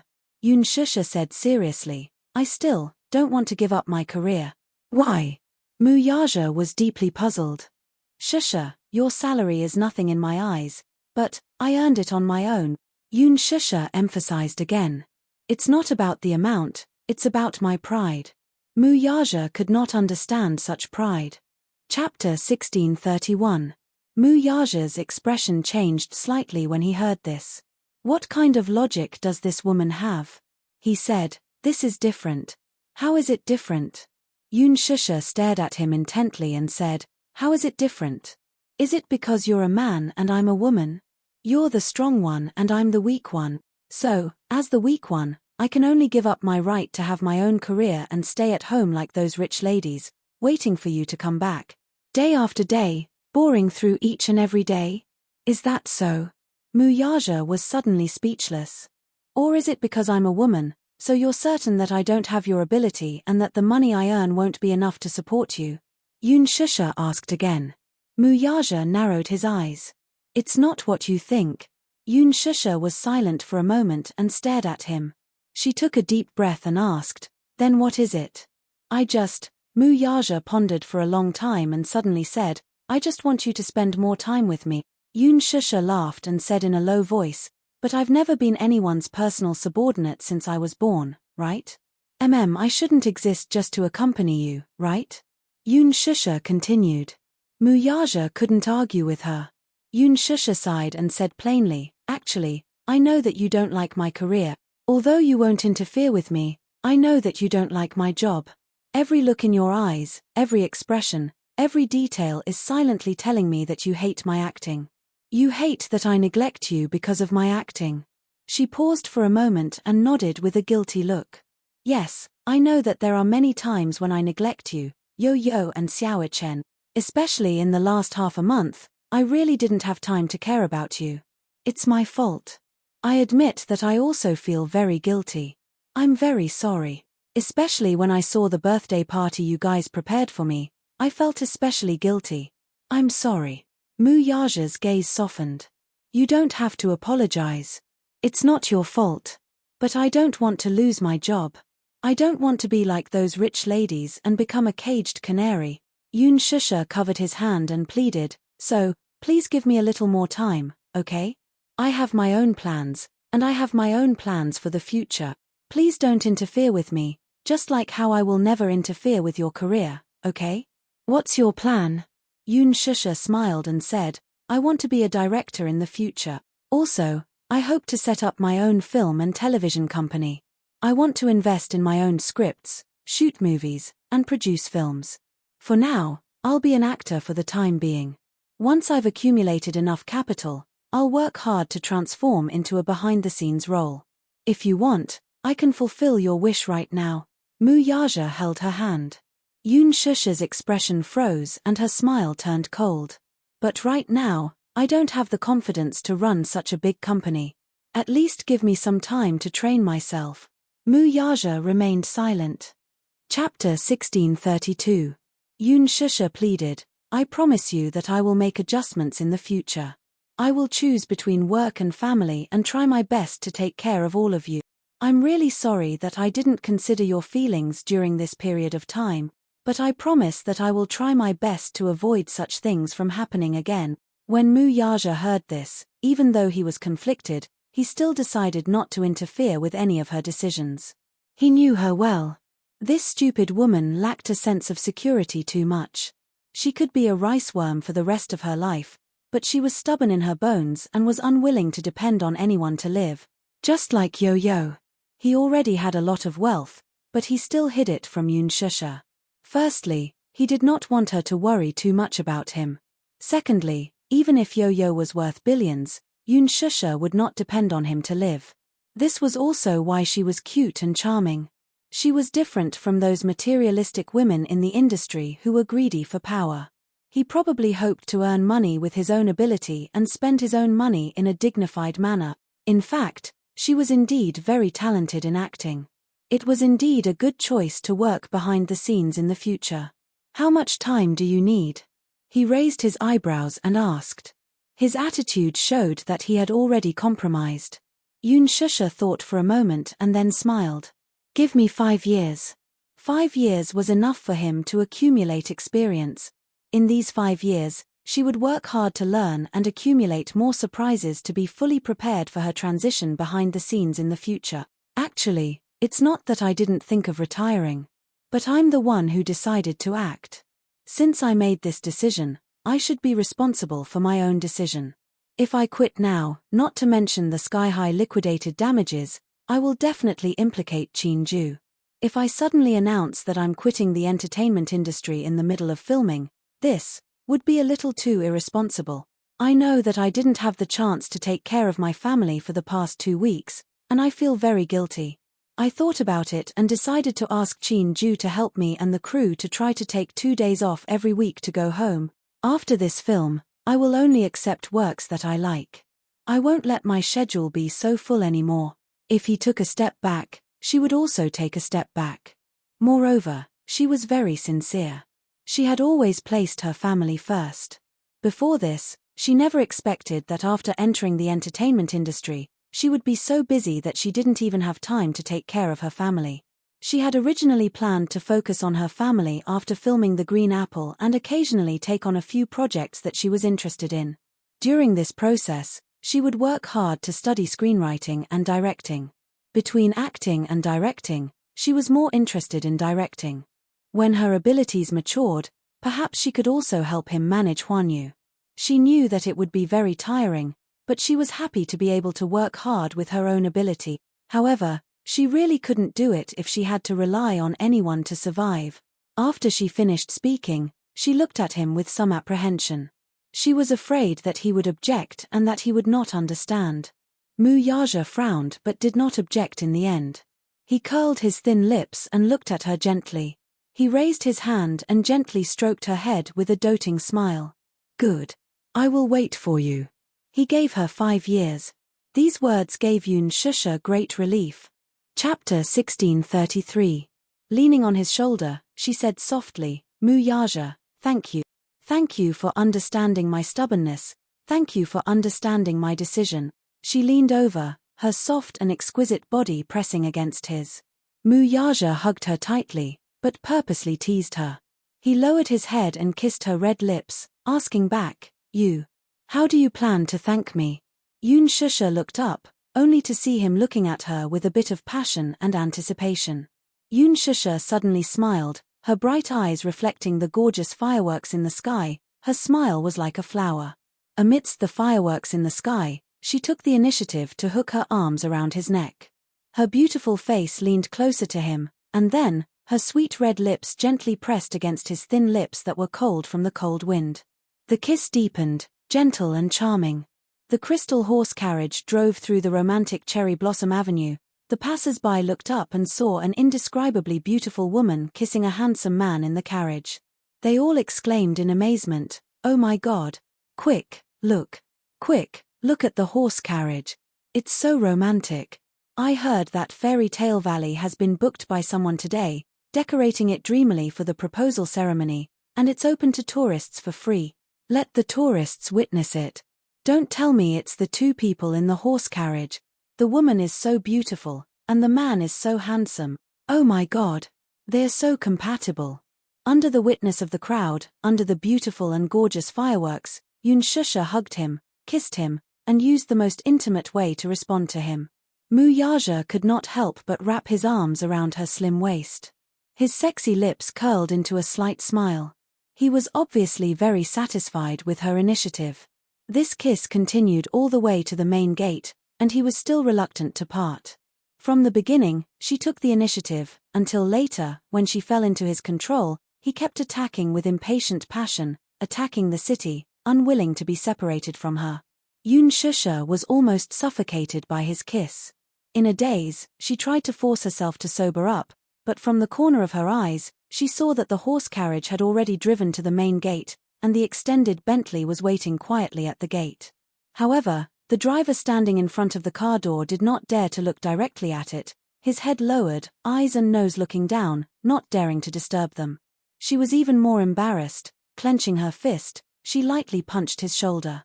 But he was unmoved, not allowing her to escape. He held her neck tightly, forcing her lips to be closer to his, the tip of his tongue between her lips, constantly stealing her sweet breath.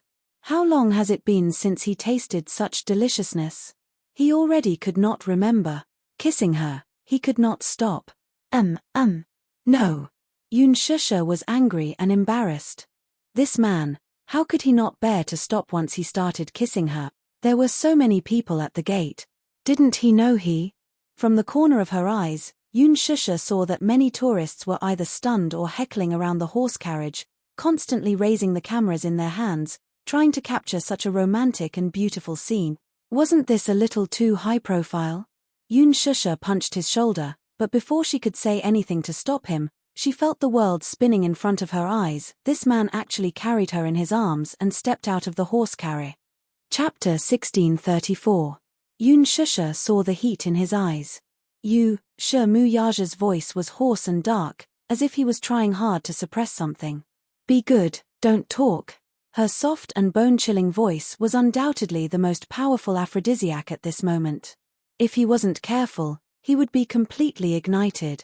He could still barely hold it in. Muyaja carried her and walked to the front of the car. The concierge opened the car door, and he hugged her and stepped into the car. Just as the car door closed, he pressed a button to raise the partition between the driver's seat and the back seat. The covetous look in his eyes made her feel an inexplicable fear. Muyaja, you. Before she could finish her sentence, he pushed her down onto the seat. Immediately after, his tall body pressed down on her. Don't. She widened her eyes in panic and instinctively reached out to push him away. However, she was resisting, which aroused his desire to conquer her even more. When it came to matters of love, a man's desire to conquer would arise spontaneously from his bones. Moreover, he had to be in control of all the initiative. Even if she resisted, with her small strength, there was no way she could go against him. Moreover, she was going against the current Muyaja. As if he had gone mad, he covered her with his body and fiercely kissed her lips. Like a young man who had tasted the forbidden fruit for the first time, his kiss was impatient and predatory as he constantly sought her sweetness. Yunshusha was almost unable to breathe from his kiss. She pushed his chest, but the man's heavy body was like Mount Tai, attacking her like a mountain toppling over. No matter how hard she tried, she still couldn't move an inch. Hey! Yunshusha struggled uneasily, pushing him away and avoiding him. Muyaja suddenly pressed on her shoulders and opened his handsome eyes. She suddenly looked up and met his deep and endless eyes. The heat in his eyes fell on her face, as if it would burn her. He looked back at her. She stared at him, her eyes as helpless as a fawn's. Her charming eyes were like silk, and her beautiful peach blossom eyes were overflowing with light, rippling with gentle and beautiful emotions. Especially at this moment, it was as if her face was smeared with a layer of rouge. It was so damn charming. The sight of her caused him to feel as if a wave of terrifying numbness was spreading along a certain part of his body, causing his tendons and bones to soften and spread throughout his entire body. He wished for nothing more than to ruthlessly eat her up at this very moment. Looking into his dark eyes, it was as if there were two flames burning fiercely, as if they were going to devour her soul. However, in the end, he managed to maintain his last bit of rationality. Mu Yaja tried his best to control himself, suppressing the impulses in his body that were ready to explode. He hugged her, but he did not dare to move anymore. Hugging her tightly, his heavy breaths echoed in her ears, one after another, like a ferocious beast eyeing its prey, constantly letting out heavy breaths. She was shy and helpless as he pinned her under his body. Similarly, she did not dare to make any rash movements. She was afraid that if she wasn't careful, she would agitate him instead. Separated by a thin layer of clothing, she could easily feel the change in a certain part of his body. At this moment, it was already as hot as iron. She didn't dare to move even more. Her face was flushed red, and she was so shy that her face and ears were red. What was this? She didn't know whether to laugh or cry. This man was actually so. Chapter 1635. Mu Yaja hugged her even tighter. Every minute and second felt like an eternity of torture. His tense body was screaming, and the fire in his body was raging. Every second he endured, his breathing became heavier. Who knew what he was enduring? Enduring wasn't his style. If it were in the past, he would have wanted to skin her alive and integrate her into his bones and blood. However, he was afraid of scaring her. He knew very well that this woman did not like to do it in the car. So, to take care of her feelings, he had to endure until they reached the hotel. However, enduring like this was really torturous and painful. The thin layer of sweat on his forehead was seeping from his skin, silently telling her how much pain he was in. Yun Shusha did not know whether to laugh or cry, and her heart ached. After not seeing her for half a month, he really missed her. Whether it was his body or his heart. Damn it, he missed her. From his tense body and the fiery temperature, she could feel how hard this man was enduring at this moment. She hugged him tightly, and her heart could not bear to see him like this. Therefore, she held his handsome face lovingly and kissed him encouragingly between his eyebrows. "Thank you," she said sincerely. "Thank you for doing so much for her. Thank you for giving in and changing for her." He used to be such a proud man, but for her, he kept changing and giving in. "Kiss me." His dark eyes were burning brightly as he stared at her face and said to her. Yun Shusha smiled and kissed his thin lips. However, he was not satisfied.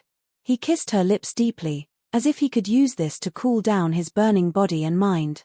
Unexpectedly, this kiss was so inseparable that they kissed all the way.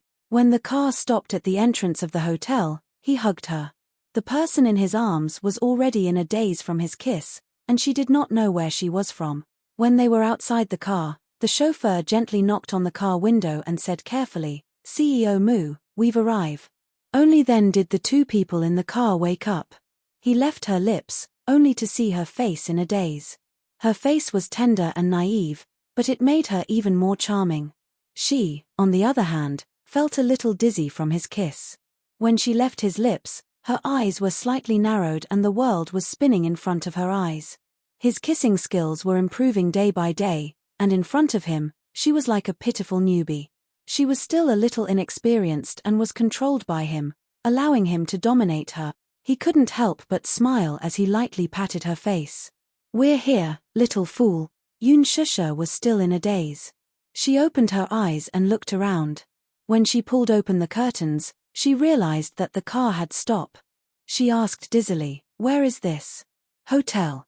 Just as he finished speaking, before she could regain her senses, he pulled her into his arms and got out of the car. She let out a soft ah. At the entrance of the hotel, rows of waiters stood respectfully. Under everyone's gaze, he carried her in his arms and walked through the door grandly.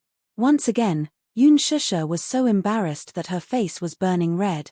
Why was this man so high profile? Couldn't he keep a lower profile? If other people saw him carrying her like this, what would they think? She gently hit his shoulders and said softly, "Hey, can you put me down? I can walk on my own." Chapter 1636. He loved her dearly. Seeing her in a daze, her body limp and weak without any energy, how could she walk? But if Yun Shusha knew what the man was thinking at that moment, she would roll her eyes again. Heavens, just how precious was she in his heart. He couldn't even bear to walk a few steps. Sometimes, It really wasn't an exaggeration. In front of this man, her pair of legs were just like decorations. They were purely for looks and had no practical use at all. But if he could do that, Muyaja was willing to carry her like this all the time. He couldn't wait for her to grow on his body. Haha. If Yun Shusha knew what he was thinking, she would probably not know whether to laugh or cry. He carried her and got out of the car. As if he didn't see the embarrassment on her face, he hugged her and strode towards the hotel with big steps. When the 2 rows of concierges saw him, they all lowered their heads and bowed in unison. All of them kept their heads down and didn't dare to look up. With the concierge leading the way, he carried her into the elevator. Under her many requests, he finally put her down. However, she didn't know if it was because she had been pressed down by him for a long time, but the moment her feet touched the ground, she went limp and almost fell to the ground. She managed to support him and barely managed to stand firm. The man looked at her, but there was a hint of playfulness in his eyes. He stretched out his long arm and wrapped it around her slender waist. His strong arm firmly supported her and lifted her body up a little. The elevator door slowly closed. At that moment, only the 2 of them were left in the narrow space. The quieter the space, the clearer the sound of the man's covetous breathing could be heard. It was heavy and deep, rising and falling one after another. It was obvious that he had endured to the point where he was on the verge of exploding. Yun Shusha held onto his arm and could clearly feel his tense muscles. She didn't know why, but she inexplicably felt her legs go limp. Her face and ears were red as she thought about how this man had suppressed himself for so long. She didn't know what kind of storm she would have to face next. Because of that, she felt a little uneasy and didn't know what to do. The hotel building was 30 stories high. The suite he booked was on the 28th floor. The floor numbers jumped and the elevator continued to climb. At the same time, the temperature in the elevator also rose. Yun Shusha sensed that his body was getting hotter and hotter, and she silently wanted to hide to the side. However, he immediately noticed her subtle movement and abruptly grabbed her waist. He snorted, "What are you hiding for? I won't eat you." Would it eat her up? She couldn't help but question his words. This man was truly a monster. It was as if he had an inexhaustible amount of energy, and he never felt tired at all. How could he be so powerful? She had heard that most men would only be able to last one night in bed before they would be exhausted. However, this man only needed to recharge his energy for a short period of time, take a shower, and change into a suit. Then, he would return to his work in high spirits with the demeanor of an elite of the empire. Wasn't he tired? Or was he born with great physical strength? According to her observation, this was under the condition that he was conservative. Every time he still had some reservations in bed, she was already being tormented to the point where she was about to fall apart. If he didn't hold back, what would happen? Chapter 1637. Yun Shusha couldn't control herself from letting her imagination run wild. When she came back to her senses, she clenched her fists tightly. She was secretly annoyed at herself for thinking of such a dirty question. On one hand, she forced herself to stop thinking about it. On the other hand, she was extremely curious about this man's physical potential. Was he too strong, or was she too weak? This was a problem. As Yun Shusha thought about it, she blushed and pursed her lips. She felt that her moral integrity was almost eaten up. She could even seriously probe into such a question. She really didn't know shame. Muyaja glanced at her from the corner of his eyes and saw that her cheeks were flushed red. She was secretly sizing him up while holding her burning hot face. She looked like she didn't know what to do. He didn't know what kind of nonsense was going on in this little head of hers. There was obviously something wrong with her expression. Hence, he asked, "What are you thinking about?" His sudden voice had startled her. She suddenly raised her head and shook her head guiltily. She hurriedly said, "I'm not thinking about any messy questions." Muyaja squinted his eyes suspiciously. She was giving herself away. This stupid woman. He didn't say anything, but she was so nervous. Her words were obviously trying to cover it up. Yun Shusha had just finished her words when she suddenly realized what she meant by not thinking about any messy questions. She had said such strange words and it would only make him more suspicious. She was so embarrassed that she was about to die. She was as childish and ridiculous as a child. Perhaps it was because she wasn't a match for this man. She had never been good at hiding her thoughts. If there was anything, she didn't know how to hide it properly. Hence, she had become a joke to him. He suddenly closed in on her and wrapped his arms tightly around her waist. Step by step, he pressed on. Tell me honestly, what kind of nonsense are you thinking about? I'm really not thinking about any nonsense. The more Shusha said, the less confident she was. Even she wouldn't believe what she said. As for this man, his skills were so much higher than hers. Obviously, he wouldn't believe what she said. Hence, he leaned over slightly and got closer to her face. Sticking close to her ear, he said seductively, "Say it. Otherwise, I'll do you right now." His words were obviously laced with danger. Shusha suddenly looked up and met his threatening eyes. She flew into a rage out of humiliation. I didn't just say that. Mu Yaja smiled like an experienced hunter. His elegance and calmness were akin to that of a prey trapped in the palm of his hand. Moreover, he was full of interest. Shusha got even angrier. However, under his threat, she lowered her head and said unwillingly, "Nothing much. I'm just curious about one thing, that's all." "What?" She took a deep breath. "You never seem to get tired." Mu Yaja was stunned. Suddenly, he was amused by her serious look. He immediately guessed what she was secretly probing. "What are you laughing at? You little fool. You're too weak." The elevator door opened. He took her hand and strode into the room. He walked so fast that she stumbled behind him, unable to keep up. Mu Yaja. Chapter 1638. Don't. The door wasn't closed yet. However, what she got in return was the man's kiss. It was as if at this moment, the emotions that had been suppressed for a long time had finally been released. For the past half a month, including the journey from Fairy Tale Valley to the hotel, he had been trying his best to restrain himself so that at this moment, he would not hold back at all. He lowered his head, pressed down on her shoulders, and kissed her deeply. The ferocious and predatory energy was comparable to when they were in the car just now. In fact, it was even more ferocious. Even though she repeatedly cried out in surprise, she could not resist him. He pressed his lips against hers and swallowed all of her resistance and rejection into his stomach. Previously, to take care of her, he had tolerated himself. However, now that they were here, it was the world where he could do whatever he wanted. He did not need to care about those trivial matters, and he did not need to suffer anymore. Now, he only needed to think about how to properly taste her goodness. In an instant, he had filtered out more than 10 positions in his mind. Just as his fingertips touched her skin, he felt a burning sensation and kissed her fiercely. In the past half a month, he had missed her so much that he had missed her so much. He was also surprised that he could actually control himself and not fly to the set to look for her. This woman had a unique charm. Once he had tasted her, he would never forget her. No matter what, he would always be able to recall her sweetness. In this world, other than her, there was probably no other woman who could be so compatible with him. As he kissed her, it was as if he was reminded of the time when he had her. That carefree and unrestrained feeling was still vivid in his mind. When he touched her, it was as if he was bewitched and could not get rid of it. Door. As Shusha struggled, she tried her best to remind him that he seemed to have something that he had not done. However, Mu Yaja was a little impatient. His long arm stretched out and with a click, the door was successfully closed as she wished. When she saw this, she heaved a sigh of relief.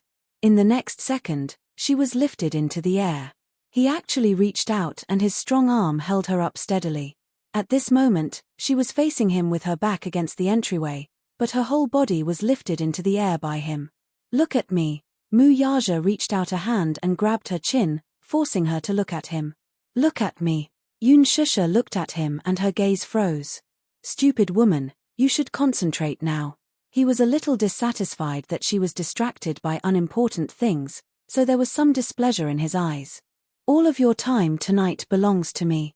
After saying that, he steadied her and withdrew from her. The emotions that he had been suppressing for a long time were already clamoring to the extreme. With a ferocious ferocity, he practically charged straight into her. He didn't give her any room to breathe. He pressed her down and took her for himself. Ferocious, he was as ferocious as a wild beast. He wanted her, he wanted her, he wanted her, he wanted her, he wanted her, he wanted her. Even though she was prepared for it, she was still frightened by such a shocking impact. After he was done, he panted heavily and hugged her, not willing to let go. Holding her in his arms, he walked to the living room, sat on the sofa, and continued what he had yet to enjoy. Chapter 1639. The battle lasted until midnight, but the man was still not satisfied. He fully displayed his seemingly inexhaustible stamina, and it was as if he wanted to use this night to vent all his longing for her for the past half a month. When he was aroused, he kept calling her name, and she kept responding to him. At first, she tried her best to cooperate with him, but later on, she was so tired that she gradually lost her stamina. The battle was close to madness, and the smoke of gunpowder filled every corner of the bedroom. She only felt that the world had gone crazy. The sky was spinning, and the earth was moving. The whole world seemed to be collapsing, and the earth was shaking. All her rationality was ethereal, and it was difficult for her to return to her shell. Her mind was filled with the thought that he had gone crazy, and she, too, had gone crazy. They had both gone crazy. It was as if their bodies no longer belonged to them. Their bodies were dripping with sweat, and it was sticky. It felt as if the two of them had been fished out of a pool. Outside the door, the two little lads were curiously leaning against the door. They originally wanted to sneak around and find out what was going on. However, they were helpless as the soundproofing of the hotel was really amazing. The two of them wanted to stick their ears to the door, but they still couldn't hear anything. Sigh, forget it. Yo-Yo suddenly snorted and said, I listened to your nonsense, and that's why I came to do such a thing with you. Eavesdropping on Daddy and Mommy is too despicable. If Daddy finds out, he'll be angry again. Xiao Ichen felt wronged and said, Boo-hoo, you were the one who wanted to steal, shut up. Yo-Yo blushed and covered his mouth. He said anxiously, if you continue to talk nonsense, I'll ignore you. Okay. I won't talk nonsense anymore. I wanted to eavesdrop, so I pulled you along. As an older brother, Xiao Ichen naturally gave in to him, so he couldn't be bothered to argue with him. Yo-Yo was satisfied. He pursed his lips and looked at Xiao Ichen with a smile. He opened his palm and said, okay, let's go back to the room to rest. Okay. Xiao Ichen held his hand, and the two little rascals held hands as they returned to their room to rest. It was late at night outside the window. With a deep groan from the man, the two of them climbed up the gorgeous clouds. At this time, the two bodies lying on the bed were already soaked in hot sweat. Towards the end, he suddenly grabbed her cheeks and kissed her seductive little mouth. Yun Shusha's cries were all overbearingly swallowed by him. With the last bit of strength, he completely relaxed his tense body and laid on top of her, panting heavily and rapidly. The man's sexy and deep breathing kept echoing in her ears. His warm breath brushed against her ear, making her feel itchy, but she was powerless to resist. After that, she was completely paralyzed in his arms, unable to move at all, and the important responsibility of dealing with the aftermath naturally fell on him. After Muyaja calmed down, he couldn't help but scratch the bridge of her nose. Little rascal. This stupid woman. Throughout the whole process, he was the one who put in the effort. What about her? After everything was over, she was like a little rascal who only knew how to act shamelessly. She was paralyzed in his arms and didn't want to move at all. But it wasn't her fault. Chapter 1640. When he calmed his breathing, she was still panting heavily. One after another, it was as if the surrounding air was extremely thin and she was almost unable to breathe. It was as if he was trying his best to fill it up, but no matter what, he felt that it was not enough. Under his enlightenment, her body seemed to have turned into a puddle of spring water. Muyaja hugged her and walked into the bathroom. He filled the bathtub with warm water and sank her into the water, letting the two of their bodies submerge in it. When he calmed down, he liked to hold her like this. Then, he would quietly admire her beauty. Yun Shusha nestled in his arms, her left face quietly pressed against his chest. The hair on her face was soaked with sweat and messily stuck to her face. However, after hundreds of years, it did not affect her pure beauty in the slightest. Her beauty was a kind of otherworldly beauty that did not hide a trace of dirt. At this moment, her eyes were half closed and there was a trace of drifting in her eyes. Her long and thick eyelashes drooped down, covering her eyelids with a layer of shadow. Her eyelashes were moistened with sweat and there were a few droplets of mist standing on them, making this beauty even more ethereal. He secretly thought in his heart that if it was in the ancient times, she would definitely be an evil concubine that would bring disaster to the country. She would definitely be the kind of beauty that would cause chaos in the imperial court. So much so that for him who had always had a firm heart, in that moment, a cold thought suddenly floated in his mind: he might as well just die on top of her. Mu Yaja helped her clean up and at the same time, he still could not control himself from entangling with her lip. Yun Shusha, however, was enjoying his gentle intimacy. She hooked her arms around his shoulders and responded to his kiss. Occasionally, she would stick out the tip of her tongue and poke him.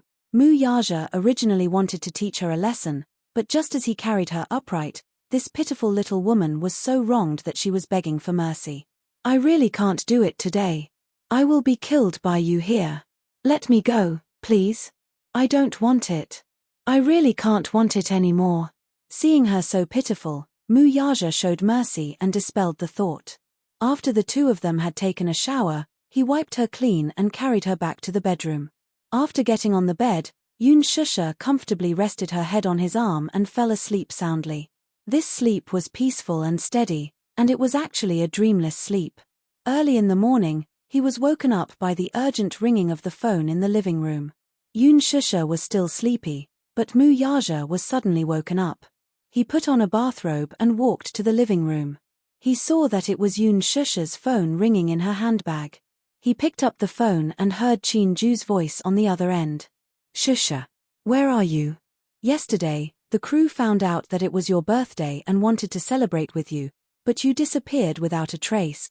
Mu Yaja's brows sank slightly when he heard the manager's voice. "She's with me."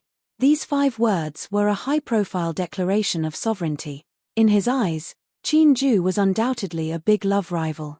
It was a heinous crime to divide up the time that they spent together. Before Yun Shusha could respond, Qin Ju heard Mu Yaja's deep voice and was so shocked that he almost threw his phone away. After a short moment of shock, Qin Ju laughed. "Chairman Mu. Ha. So Shusha is with you. I'm relieved. Shusha is now. She's still sleeping." Chapter 1641.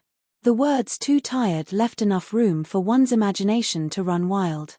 The corners of his lips twitched. He could almost guess the reason behind her "too tired." They hadn't seen each other for more than half a month.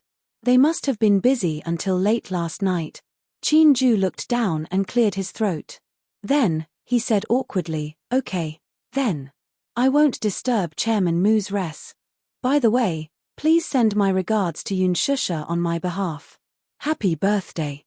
Mu Yaja, however, replied, "You can say that to her face. I'm never in charge of passing on messages." Qin Ju, his tone was so harsh early in the morning. Just a few words and it was full of tension. It seemed like he was implying that he was blaming him for making her schedule too full. There was clearly a hidden meaning in his word. Qin Ju awkwardly exchanged a few more words before hanging up the phone. After giving it some thought, he realized that he had indeed made her schedule too full recently. After reflecting on it, he made another call to rearrange her schedule. Mu Yaja hung up the phone and returned to his room. In the afternoon, Yun Shusha was jolted awake by the noisy ringtone of her phone. She abruptly woke up from the ringing of the bell. She opened her eyes and heard the ringing of the bell.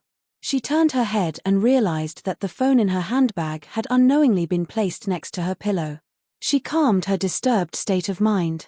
Just as she raised her hand and was about to grab her phone, she was suddenly shocked by the feeling of accounting coming from the joints of her arm. "TSK. It's so sore." Yun Shusha frowned and mumbled. She endured the pain and picked up the phone. Yun Yecheng's apologetic voice came from the other end. "Shusha, are you free this afternoon?" This afternoon? Yun Shusha looked around the room. Only then did she recall the madness last night and where she was at the same time. The curtains in the room were closed, so she could not see the weather outside the window, nor could she tell what time it was. However, based on her sense of time, she knew that it was very late. When she turned around, the side of the bed was already empty. She didn't know when the man had left. From this, she could deduce that it was already late. Yoon Shusha held her phone and her face suddenly turned pale. She remembered that she had a scene this afternoon. Only then did Yoon Shusha remember that she still had to film a scene today. Yesterday, her scene with Hua Jin had not been completed. Logically speaking, she still had to shoot another scene today. And now, it must be almost noon, right? Oh my God. She had slept so deeply that she had wasted so much time. Why didn't that man remember to wake her up? She had a lot of work to do in the afternoon. She didn't know if she could make it in time. Shusha. On the other end, Yoon Yecheng's voice snapped her out of her daze. Yoon Shusha suddenly came back to her senses and smiled. Daddy, I'm listening. I should be able to get to the train station this afternoon. However, I have a lot of luggage, so it's not very convenient. So, I wanted to ask if you have time to come over and help your uncle. After saying this, he paused for a moment before quickly adding, it's okay if you're really busy. If you really can't make it, you can take a taxi back. Yoon Shusha was a little conflicted. She had a scene in the afternoon. However, she really couldn't bear to see her father rushing, so she asked, what time will you reach the station in the afternoon? Chapter 1642. All right. Don't worry. Give me a call when you arrive, and I'll come over to pick you up. Do you have anything on in the afternoon? If you have something to say, then just let it go.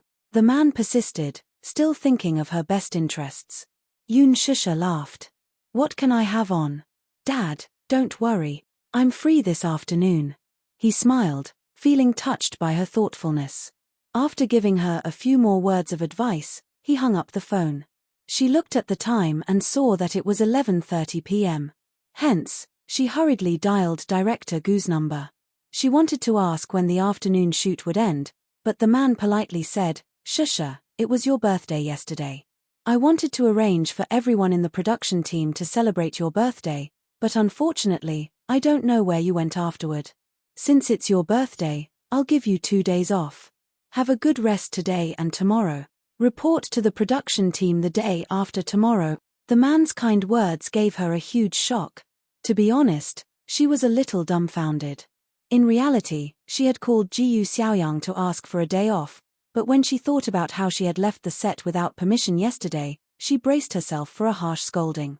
Trembling with fear, she waited for Jiyu Xiaoyang to give her a good scolding. After all, the production team clearly stated that no one was allowed to leave the set without permission. It was the same as clocking in at work. One was not allowed to leave without permission. Yesterday, she had left the set without saying a word. Logically speaking, Director Ji Yu would definitely criticize her for speaking on her own.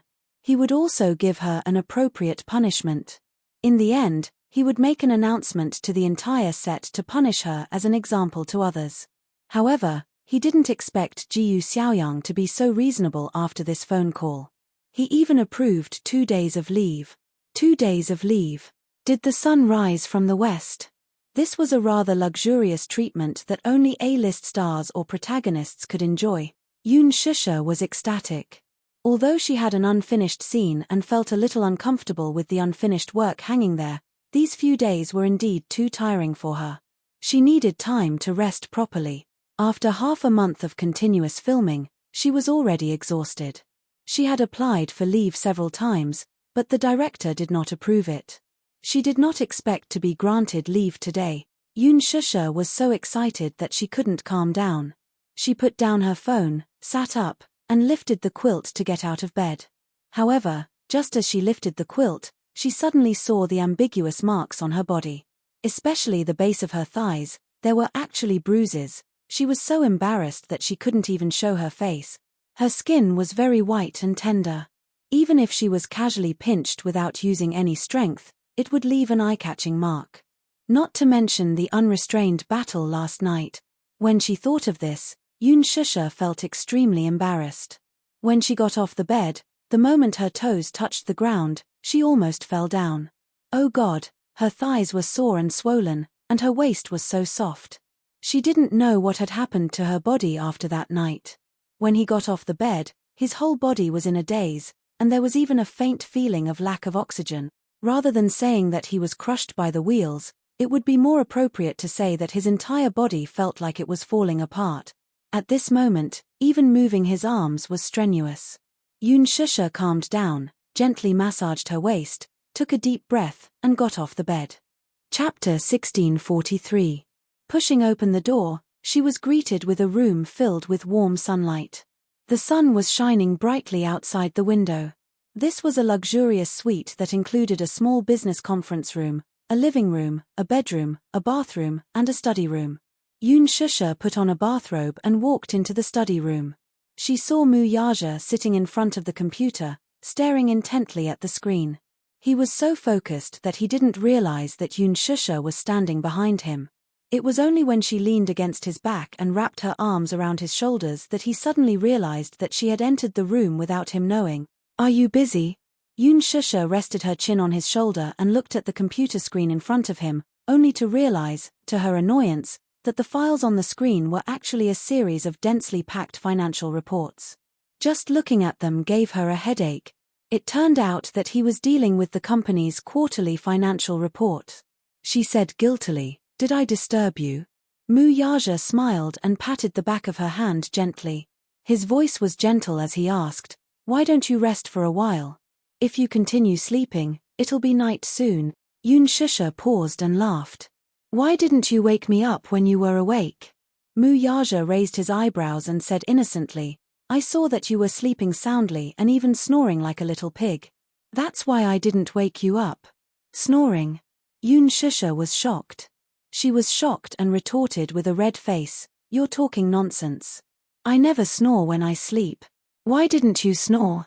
Mu Yaja wanted to tease her, though, so he said in all seriousness, "You're snoring really badly. Like a little pig. When I called you, you even smacked your lips. You don't look like a lady at all." She panicked. He was so serious that Yoon Shusha believed his words without a doubt. She really thought that she really snored when she slept. Oh my God. She snored. It was so embarrassing to snore when sleeping. In her impression, snoring while sleeping was a coarse behavior that only middle-aged men would have. She had always valued her bearing. When she thought about how she had actually snored and let this man hear it, for a moment, she only felt her cheeks burning. It was incomparably embarrassing. Feeling conflicted, Yoon Shusha bit her lower lip. She wanted to cry but had no tears. Pouting, she carefully defended herself. "Actually, it's normal for people to snore sometimes. Sometimes, when people are too tired, they will snore when they sleep, don't." Halfway through her words, she felt embarrassed. She wanted to say that he didn't mind her. Mu Yaja, on the other hand, was tickled by his earnest attempt to absolve himself. Thus, he raised his hand and couldn't help but pinch the tip of her nose as he teased, "You're not just snoring. I really want to take a picture of how ugly you look when you sleep." "Huh? What's wrong with me?" "What do you mean not only? What's wrong with me?" Mu Yaja nodded seriously. "Yes. Does drooling count with drooling? Boom, wait a minute." Yoon Shusha's face flushed red. Why was she drooling? Yoon Shusha was so shocked that she instinctively touched her mouth, but she didn't feel any saliva stains. Chapter 1644. Mu Yaja slapped her hand away. "Stop touching. When I woke up in the morning, your saliva was all over my arm. I used a towel to wipe it clean for you." He said it so seriously that Yoon Shusha believed him even more. With a dejected look, she said, Why was I salivating? I really don't know." As she said that, she bit her lips in annoyance and cried out in her heart. It's over. Her ugly sleeping state was actually seen by this man. Yoon Shusha was very concerned about her image in his heart. Salivating and snoring. Why was she like those middle-aged men who picked their feet when she was asleep? Seeing her reaction, Mu Yaja found it cute and interesting. He couldn't help but curve his lips and snigger. Yoon Shusha heard him snickering and looked at him suspiciously. Alas, he was quick to restrain himself. By the time he looked at her, his smile had already disappeared and he was looking at her with a straight face. He did not know how to laugh at all. I might really be too tired. I hope you don't mind. However, Mu Yaja harumphed coldly, salivating and snoring. I can tolerate that. But do you know that talking in your sleep in the middle of the night, rolling up the blanket, and even kicking people? That's really too much. Yun Shusha widened her eyes in shock and looked at him in disbelief. That's impossible. When I'm sleeping, I'm quite well behaved. I've never kicked people or talked in my sleep. Haha. Rolling up the blanket was especially too much. When I woke up in the middle of the night, the blanket on my body was gone. As he said that, Mu Yaja sighed helplessly. I really don't know how badly you tormented me last night. Yun Shusha bit her lips. She really wanted to cry but had no tears. She really didn't know that she had so many bad habits when she was asleep. Mu Yaja even sneezed according to the situation, scaring Yun Shusha so much that she didn't know what to do. Are you all right? It's fine. Mu Yaja frowned. She probably caught a cold. When Yun Shusha heard this, she felt even more regretful. She wrapped her arms around his and said, I'm sorry, I didn't know. I really didn't know my sleeping posture was so bad. That was because I had always slept alone. Yo-Yo had never said that when I slept with him in the past. That's why I didn't know I had a bad sleeping posture. When Mu Yaja heard this, he laughed in his heart, but on the surface, he pretended to be noble and cold, ignoring her. Yun Shusha was even more frightened, thinking that what he said was true. She said pitifully, Did you catch a cold? If I catch a cold, I'll feel guilty. Just as she was racking her brains to come up with a way to smooth things over, the man's lips curled into a smile as he suddenly wrapped his arms around her waist. In just a split second, he had her in his embrace. Lowering his head to look at her, he lovingly planted a kiss on her cheek. Little idiot, no matter how bad your sleeping posture is, I like it. Yun Shusha was stunned. Looking at the playful look in his eyes, she suddenly reacted. Pointing at him, she complained, You weren't teasing me just now, were you? You just realized. Mu Yaja moved his face closer to hers. The playful smile in his eyes had a tinge of naughtiness as their noses touched. I like to tease you. He liked to see her flustered and helpless, like an anxious little bunny. Chapter 1645. This was probably one of the few disgusting interests that he could enjoy. Yun Shusha punched him hard, but even though she used a lot of strength, it did not hurt him at all. He could not help but laugh. To him, this little fellow's strength was not worth mentioning at all. Mu Yaja, why are you so bad? You actually lied to me and said that my sleeping posture was bad. Hey, do you know that I almost believed you? Yun Shusha felt extremely wronged.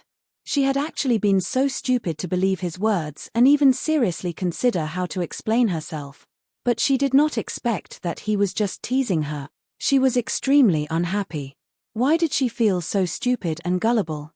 Was it fun to tease her? Mu Yaja rubbed the tip of her nose and asked gently, Why are you getting out of bed now? I saw that you were so tired yesterday. Why don't you rest for a while more?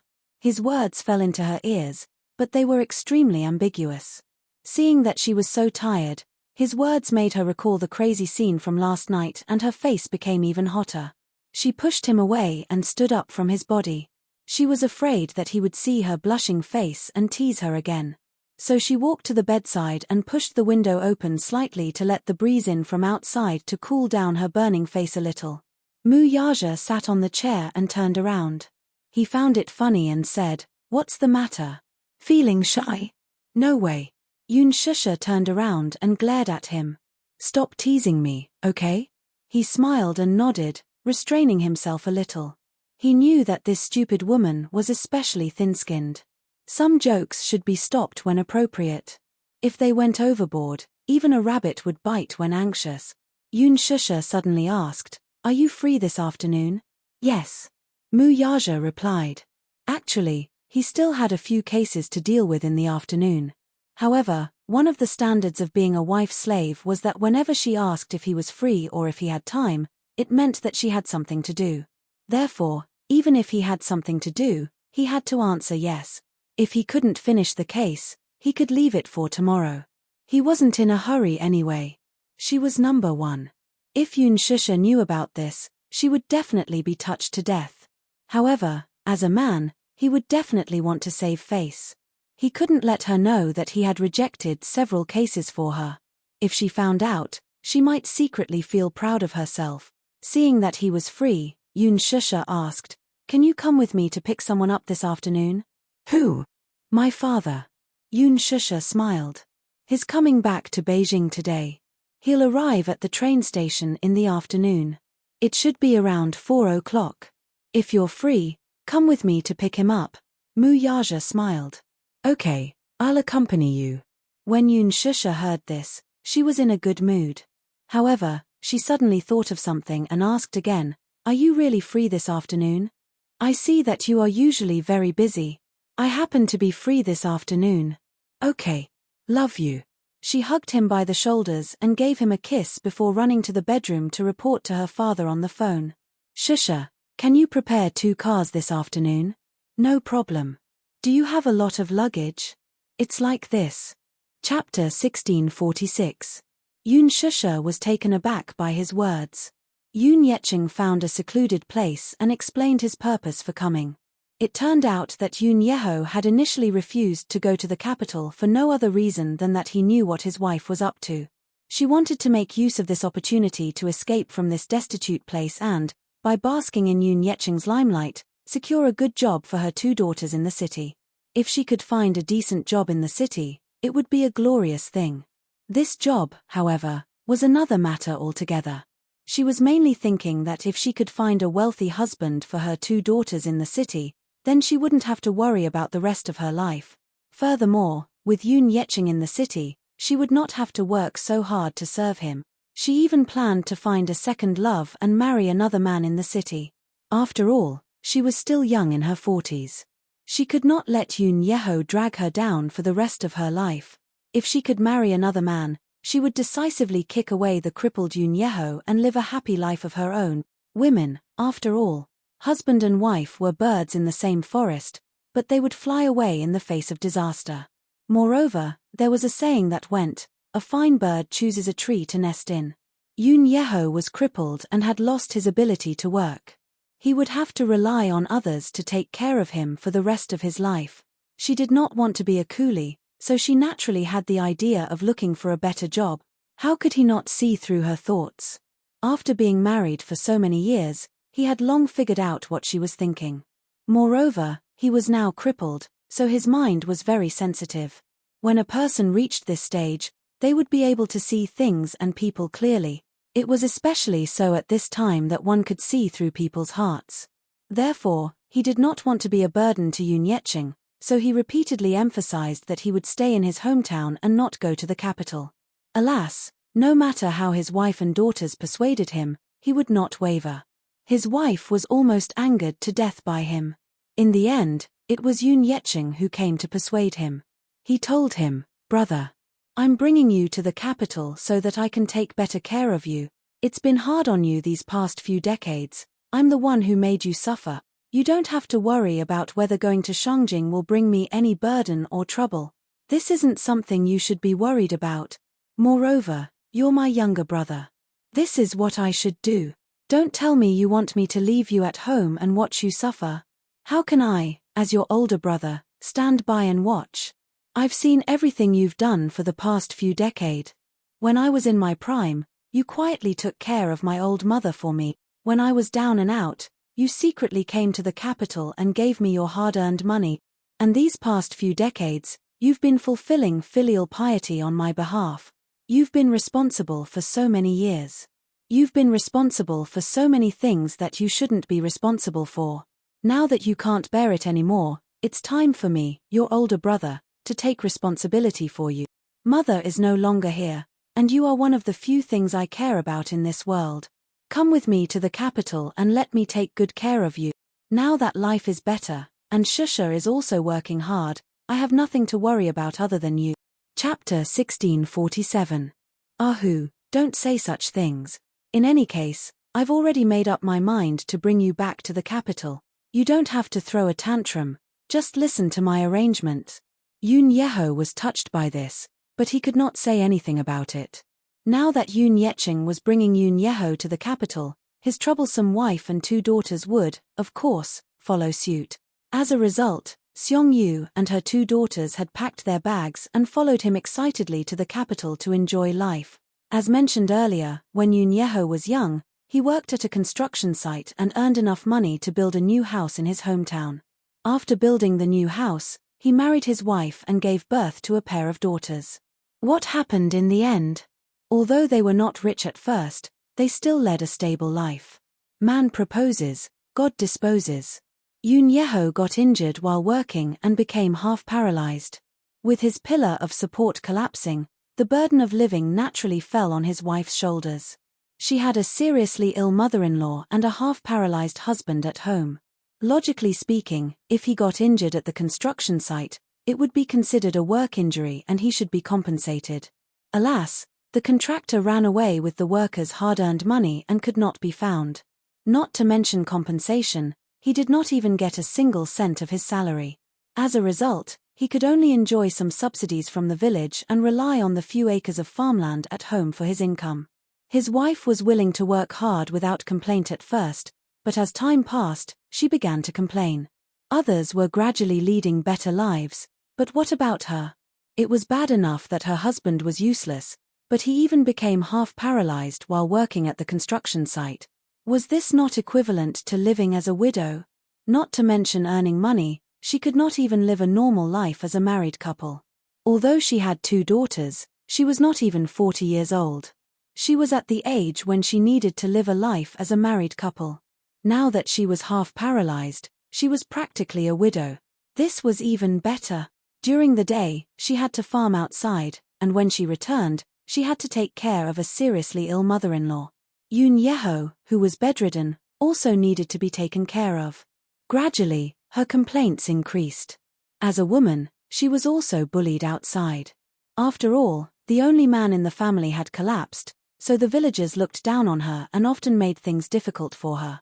At this time, one of her daughters failed to enter a university, so she sent her to work at the factory.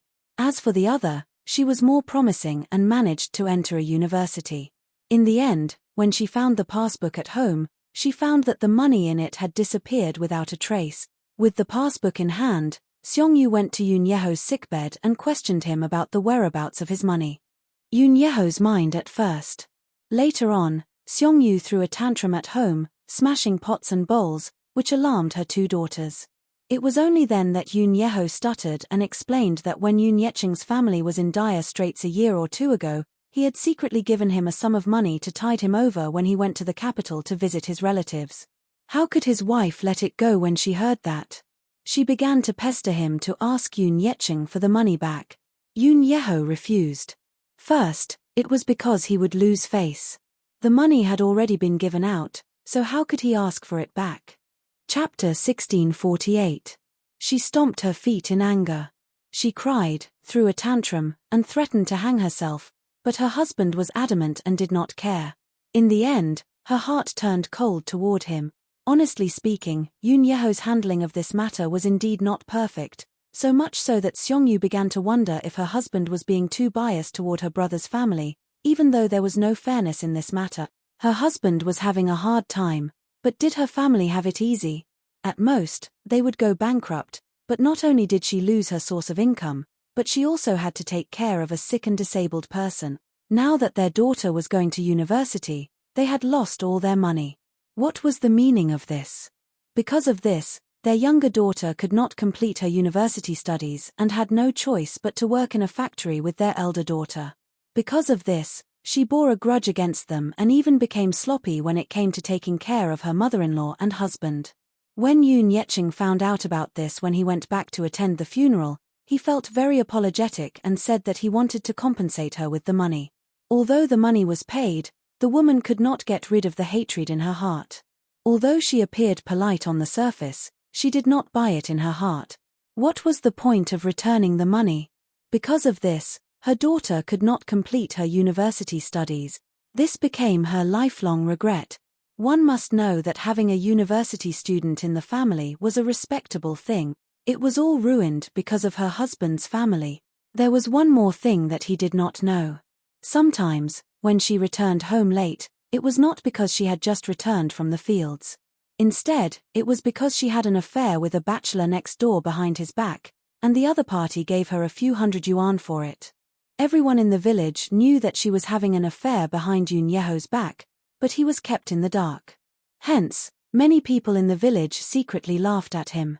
Everyone in the village laughed at Seongyu for being a loose woman. Anyway, her reputation had been spread out. They all said that she was a woman who did not abide by the virtues of a wife. When Yun Yecheng returned to his hometown this time, he also heard some gossip. He was furious and had many opinions about this woman. However, in order to avoid agitating him, he suppressed the urge to bring it up. Still, he did not have a good impression of this woman. His wife was the one who had shamelessly suggested this trip to the capital. Hence, he decided to find her a place to rent out once they reached the capital. He couldn't let Seongyu become Shusha's burden. At 4 in the afternoon, Yun Shusha and Mu Yaja arrived at the station early in the morning. Each of them drove a Mercedes-Benz SUV. Mu Yaja specially called for bodyguards to clear the road to prevent paparazzi from taking photos. They were all public figures. Naturally, they had to be on guard when they appeared in public. When the car arrived at the station, Yun Yecheng gave her a call. Yun Yecheng was stunned to see Mu Yaja, who was dressed in casual wear, standing in front of him, looking tall and slender. He then looked at Yun Shusha with suspicion in his eyes. "Shusha, isn't this your university professor?" "Ah," Yun Shusha coughed and said, "Dad, let's go home first. There are too many people here, so it's not convenient to talk." All right. Yun Yecheng nodded and then turned to the wheelchair-bound Yun Yeho. "Ahu, this is Shusha. Can you still recognize her when she grows up?" Chapter 1649. Yun Yeho stared at her for a long time before realization dawned on him. "Oh, my. Shusha. It's really you. I recognize you. He. He grabbed her hand and patted it as he lamented, "Shusha has grown up and is even prettier than when she was young. A girl changes 18 times between childhood and womanhood." Tears welled up in his eyes as he lamented. Seongyu and Yun Yeho's daughters, who were standing behind them, had ugly looks on their faces. However, they quickly suppressed their feelings of discomfort. Inwardly, Seongyu thought, "We're not his daughters, so why is he being so affectionate?" Yun Shusha glanced at her mother and her 2 daughters behind her before walking up to them with a smile. "This must be Auntie, right? Nice to meet you, Auntie." Seongyu smiled. Of course, she had to do it well. She said enthusiastically, "Oh, Shusha, it's you. Look, you've changed so much since you've grown up that Auntie couldn't recognize you." At the side, her eldest daughter, Yun Qingmiao, suddenly asked, "Eh? Sister Shusha looks different from when she was young." "I can't tell." Yun Qingmiao was 3 years older than Yun Shusha and had met her once when she was young. Her other daughter, Yun Qinli, said disapprovingly, "Sis, how many years has it been since you last saw Shusha? You must have forgotten how she looks like." Yun Shusha smiled and sweetly greeted, "Sister Qingmiao, Sister Qinli." The 2 sisters went forward and shook hands with her, but for some reason, Yun Qinli looked at her strangely. Yun Qinli didn't really like her. After all, if not for Yun Yecheng's matter, she would not have failed to attend university and become a laughingstock. Mu Yaja walked forward, but when he appeared in front of the sisters, he instantly attracted the attention of the mother-daughter trio. He was too dazzling. Even though he was wearing sunglasses and a low-key casual outfit, standing silently beside Yun Shusha, it was hard to ignore his powerful aura. His presence was too strong.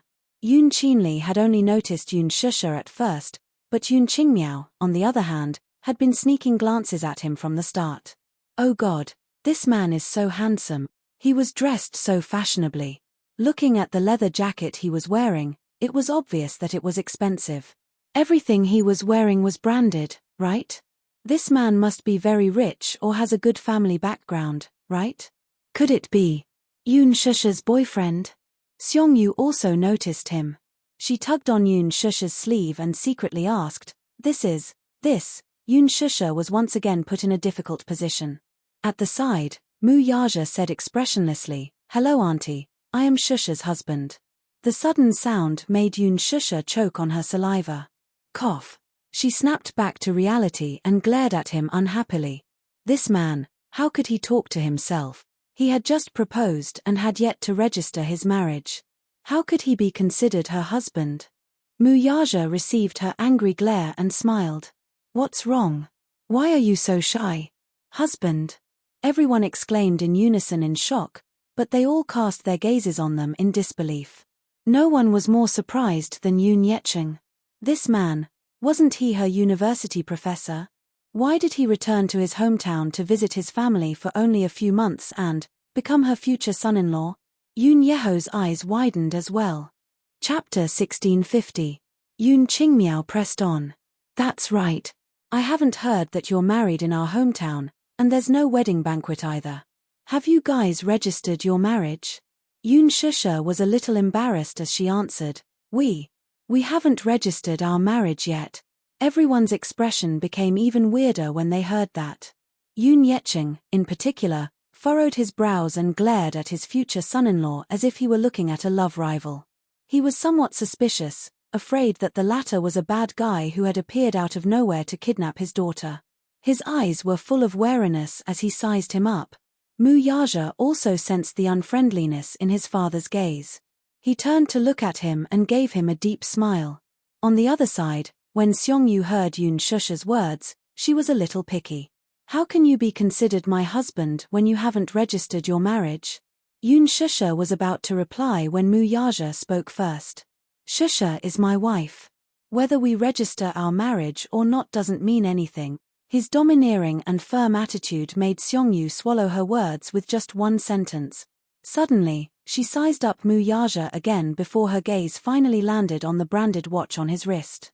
He was dressed very low-key today, and this watch was probably the only thing on him that symbolized his status.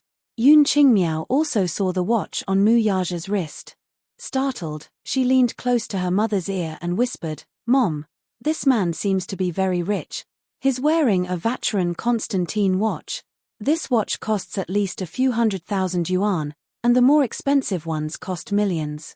Vacheron Constantine? Her mother was shocked and even more incredulous. She had never heard of this watch. Yoon Qingmiao only knew about it because the boss of the factory she worked at wore this watch.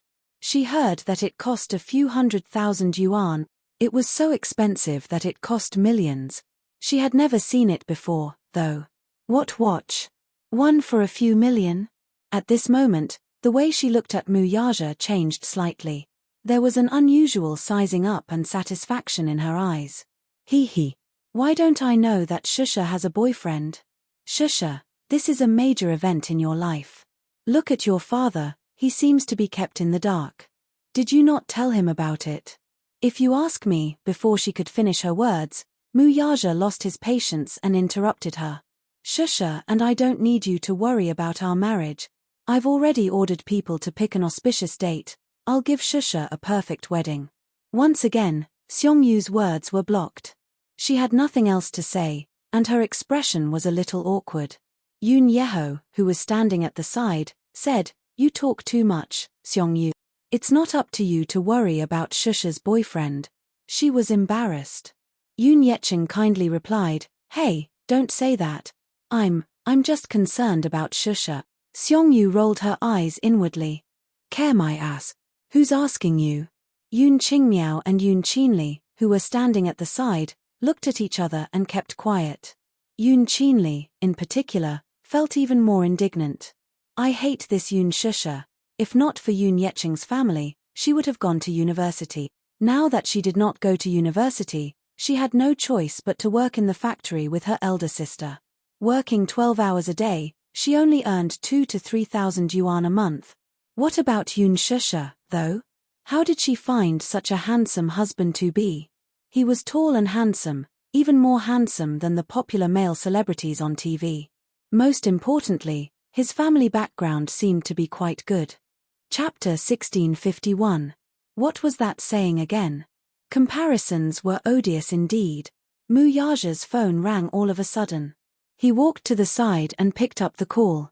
On the other end, Minute informed him that the board of directors had some complaints after he postponed the meeting in the afternoon. Muyaja snorted. Can't you handle this matter? Minute wanted to cry.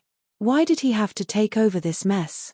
After a moment of silence, he cautiously asked, Boss, about tonight's dinner, I have something on. What is it? You're meddling too much. Minute fell silent again. Then, Muyaja said, book a private room at West Thai Lake Restaurant tonight. I have a guest to entertain. Out of curiosity, Minute asked, who is it? A certain man said seriously, my future father-in-law. Minute, what's wrong? No. He snapped back to his senses. Okay, boss. I'll arrange it for you right away. Yun Qingmiao stole a few more glances at Muyaja's direction and secretly asked her younger sister, Sister, look at his phone. What brand is it? It looks like the one the boss uses. You're mistaken. The boss is using Apple's latest model, which costs a few thousand yuan. The one he's using seems to be of an inferior brand. Is that so? Then, I'm mistaken. I thought he's using Apple. Yun Qingmiao smiled. In their eyes, Apple phones were probably the most identifiable phones on the market. They were expensive and beautiful, and many people would spend months of their salary on them to make themselves look good. When they looked at Muyaja's phone again and saw no logo, they thought it was of an inferior brand. They were confused for a moment.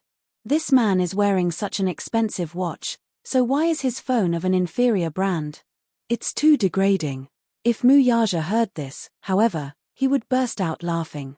This phone was a global limited edition custom-made by a technology company for high-end customers. Therefore, there was no logo on it, making it luxurious yet low-key. Yun Yecheng suddenly pulled Yun Shusha aside and asked in a hushed voice, Shusha, is what he said true? What? He's your boyfriend? Her father was perplexed. Didn't you tell Dad that he's your university professor? How did he become your boyfriend when Dad wasn't around? When did this happen? In fact, he was well aware of the man's identity. Yun Shusha had lied to him and said that he was a university professor. However, he had seen this man standing next to Yo-Yo at the hospital that time. Their facial features were so similar. How could she lie to him? Hence, he guessed that this man was from the Mu family. But the Mu family in the capital, however, he was from a wealthy family with such a high threshold. He was afraid that Shusha would be wronged if she were to be with this man. Dad. Yun Shusha did not know what he was worried about. She hugged his arm coquettishly. I'll explain this to you when we get back, okay? Yun Yecheng's expression softened as he nodded. All right. You're not young anymore, so it's understandable for you to find a partner. However, you must keep your eyes open when you're looking for a partner. If you're going to spend the rest of your life together, you must find someone you like and suitable. Okay. I'll follow your teachings. Yun Shusha said mischievously. Chapter 1652. Muyaja walked up to him and said, Uncle, Shusha and I have prepared a welcome banquet for your return to the capital. It's getting late, let's go. There's no need to go through so much trouble. Yun Yecheng politely declined. Muyaja smiled, but his tone was as domineering as ever. I'm all prepared. If you don't go, I'm afraid you'll be letting Shusha down. Yun Shusha chimed in, That's right, Dad. Uncle and Auntie will be here this time, along with my two sisters, so we must treat them well. Dad, just go. Yun Yecheng could not persuade her otherwise. Thus, Muyaja and Yun Shusha took his luggage and walked toward the car parked at the entrance. Yun Qingmiao had just reached the entrance when she saw two Mercedes-Benz cars parked there. One was a black Mercedes-Benz AMG, while the other was a white Mercedes-Benz AMG. Yun Qingmiao did not understand cars, but she could recognize the logo. Just the Mercedes-Benz logo alone was enough to shock her, and there were two of them. This time, she was certain that Yun Shusha's boyfriend was not simple. Jealousy grew in her heart. Yun Shusha busied herself with putting their luggage into the car. Yun Yecheng was trying to think of a way to carry his brother into the car when Muyaja stopped him. He bent over and, with a little force, easily carried his brother into the backseat of the car. This hormonal action made Yoon Qingmiao and Yoon Qinli blush and their hearts beat faster. Yoon Shusha put the luggage in place, closed the trunk, and walked to the two sisters with a smile. Sister Qingmiao, Sister Qinli, get in the car. Yoon Qingmiao frowned, feeling a little uncomfortable. She did not know why, but standing in front of Yoon Shusha, she felt ashamed of her inferiority. Today, Yoon Shusha was wearing a socialite blouse, slim-fit trousers, soft UGG boots, and a snow-white trendy jacket. She looked pure and charming. Just like her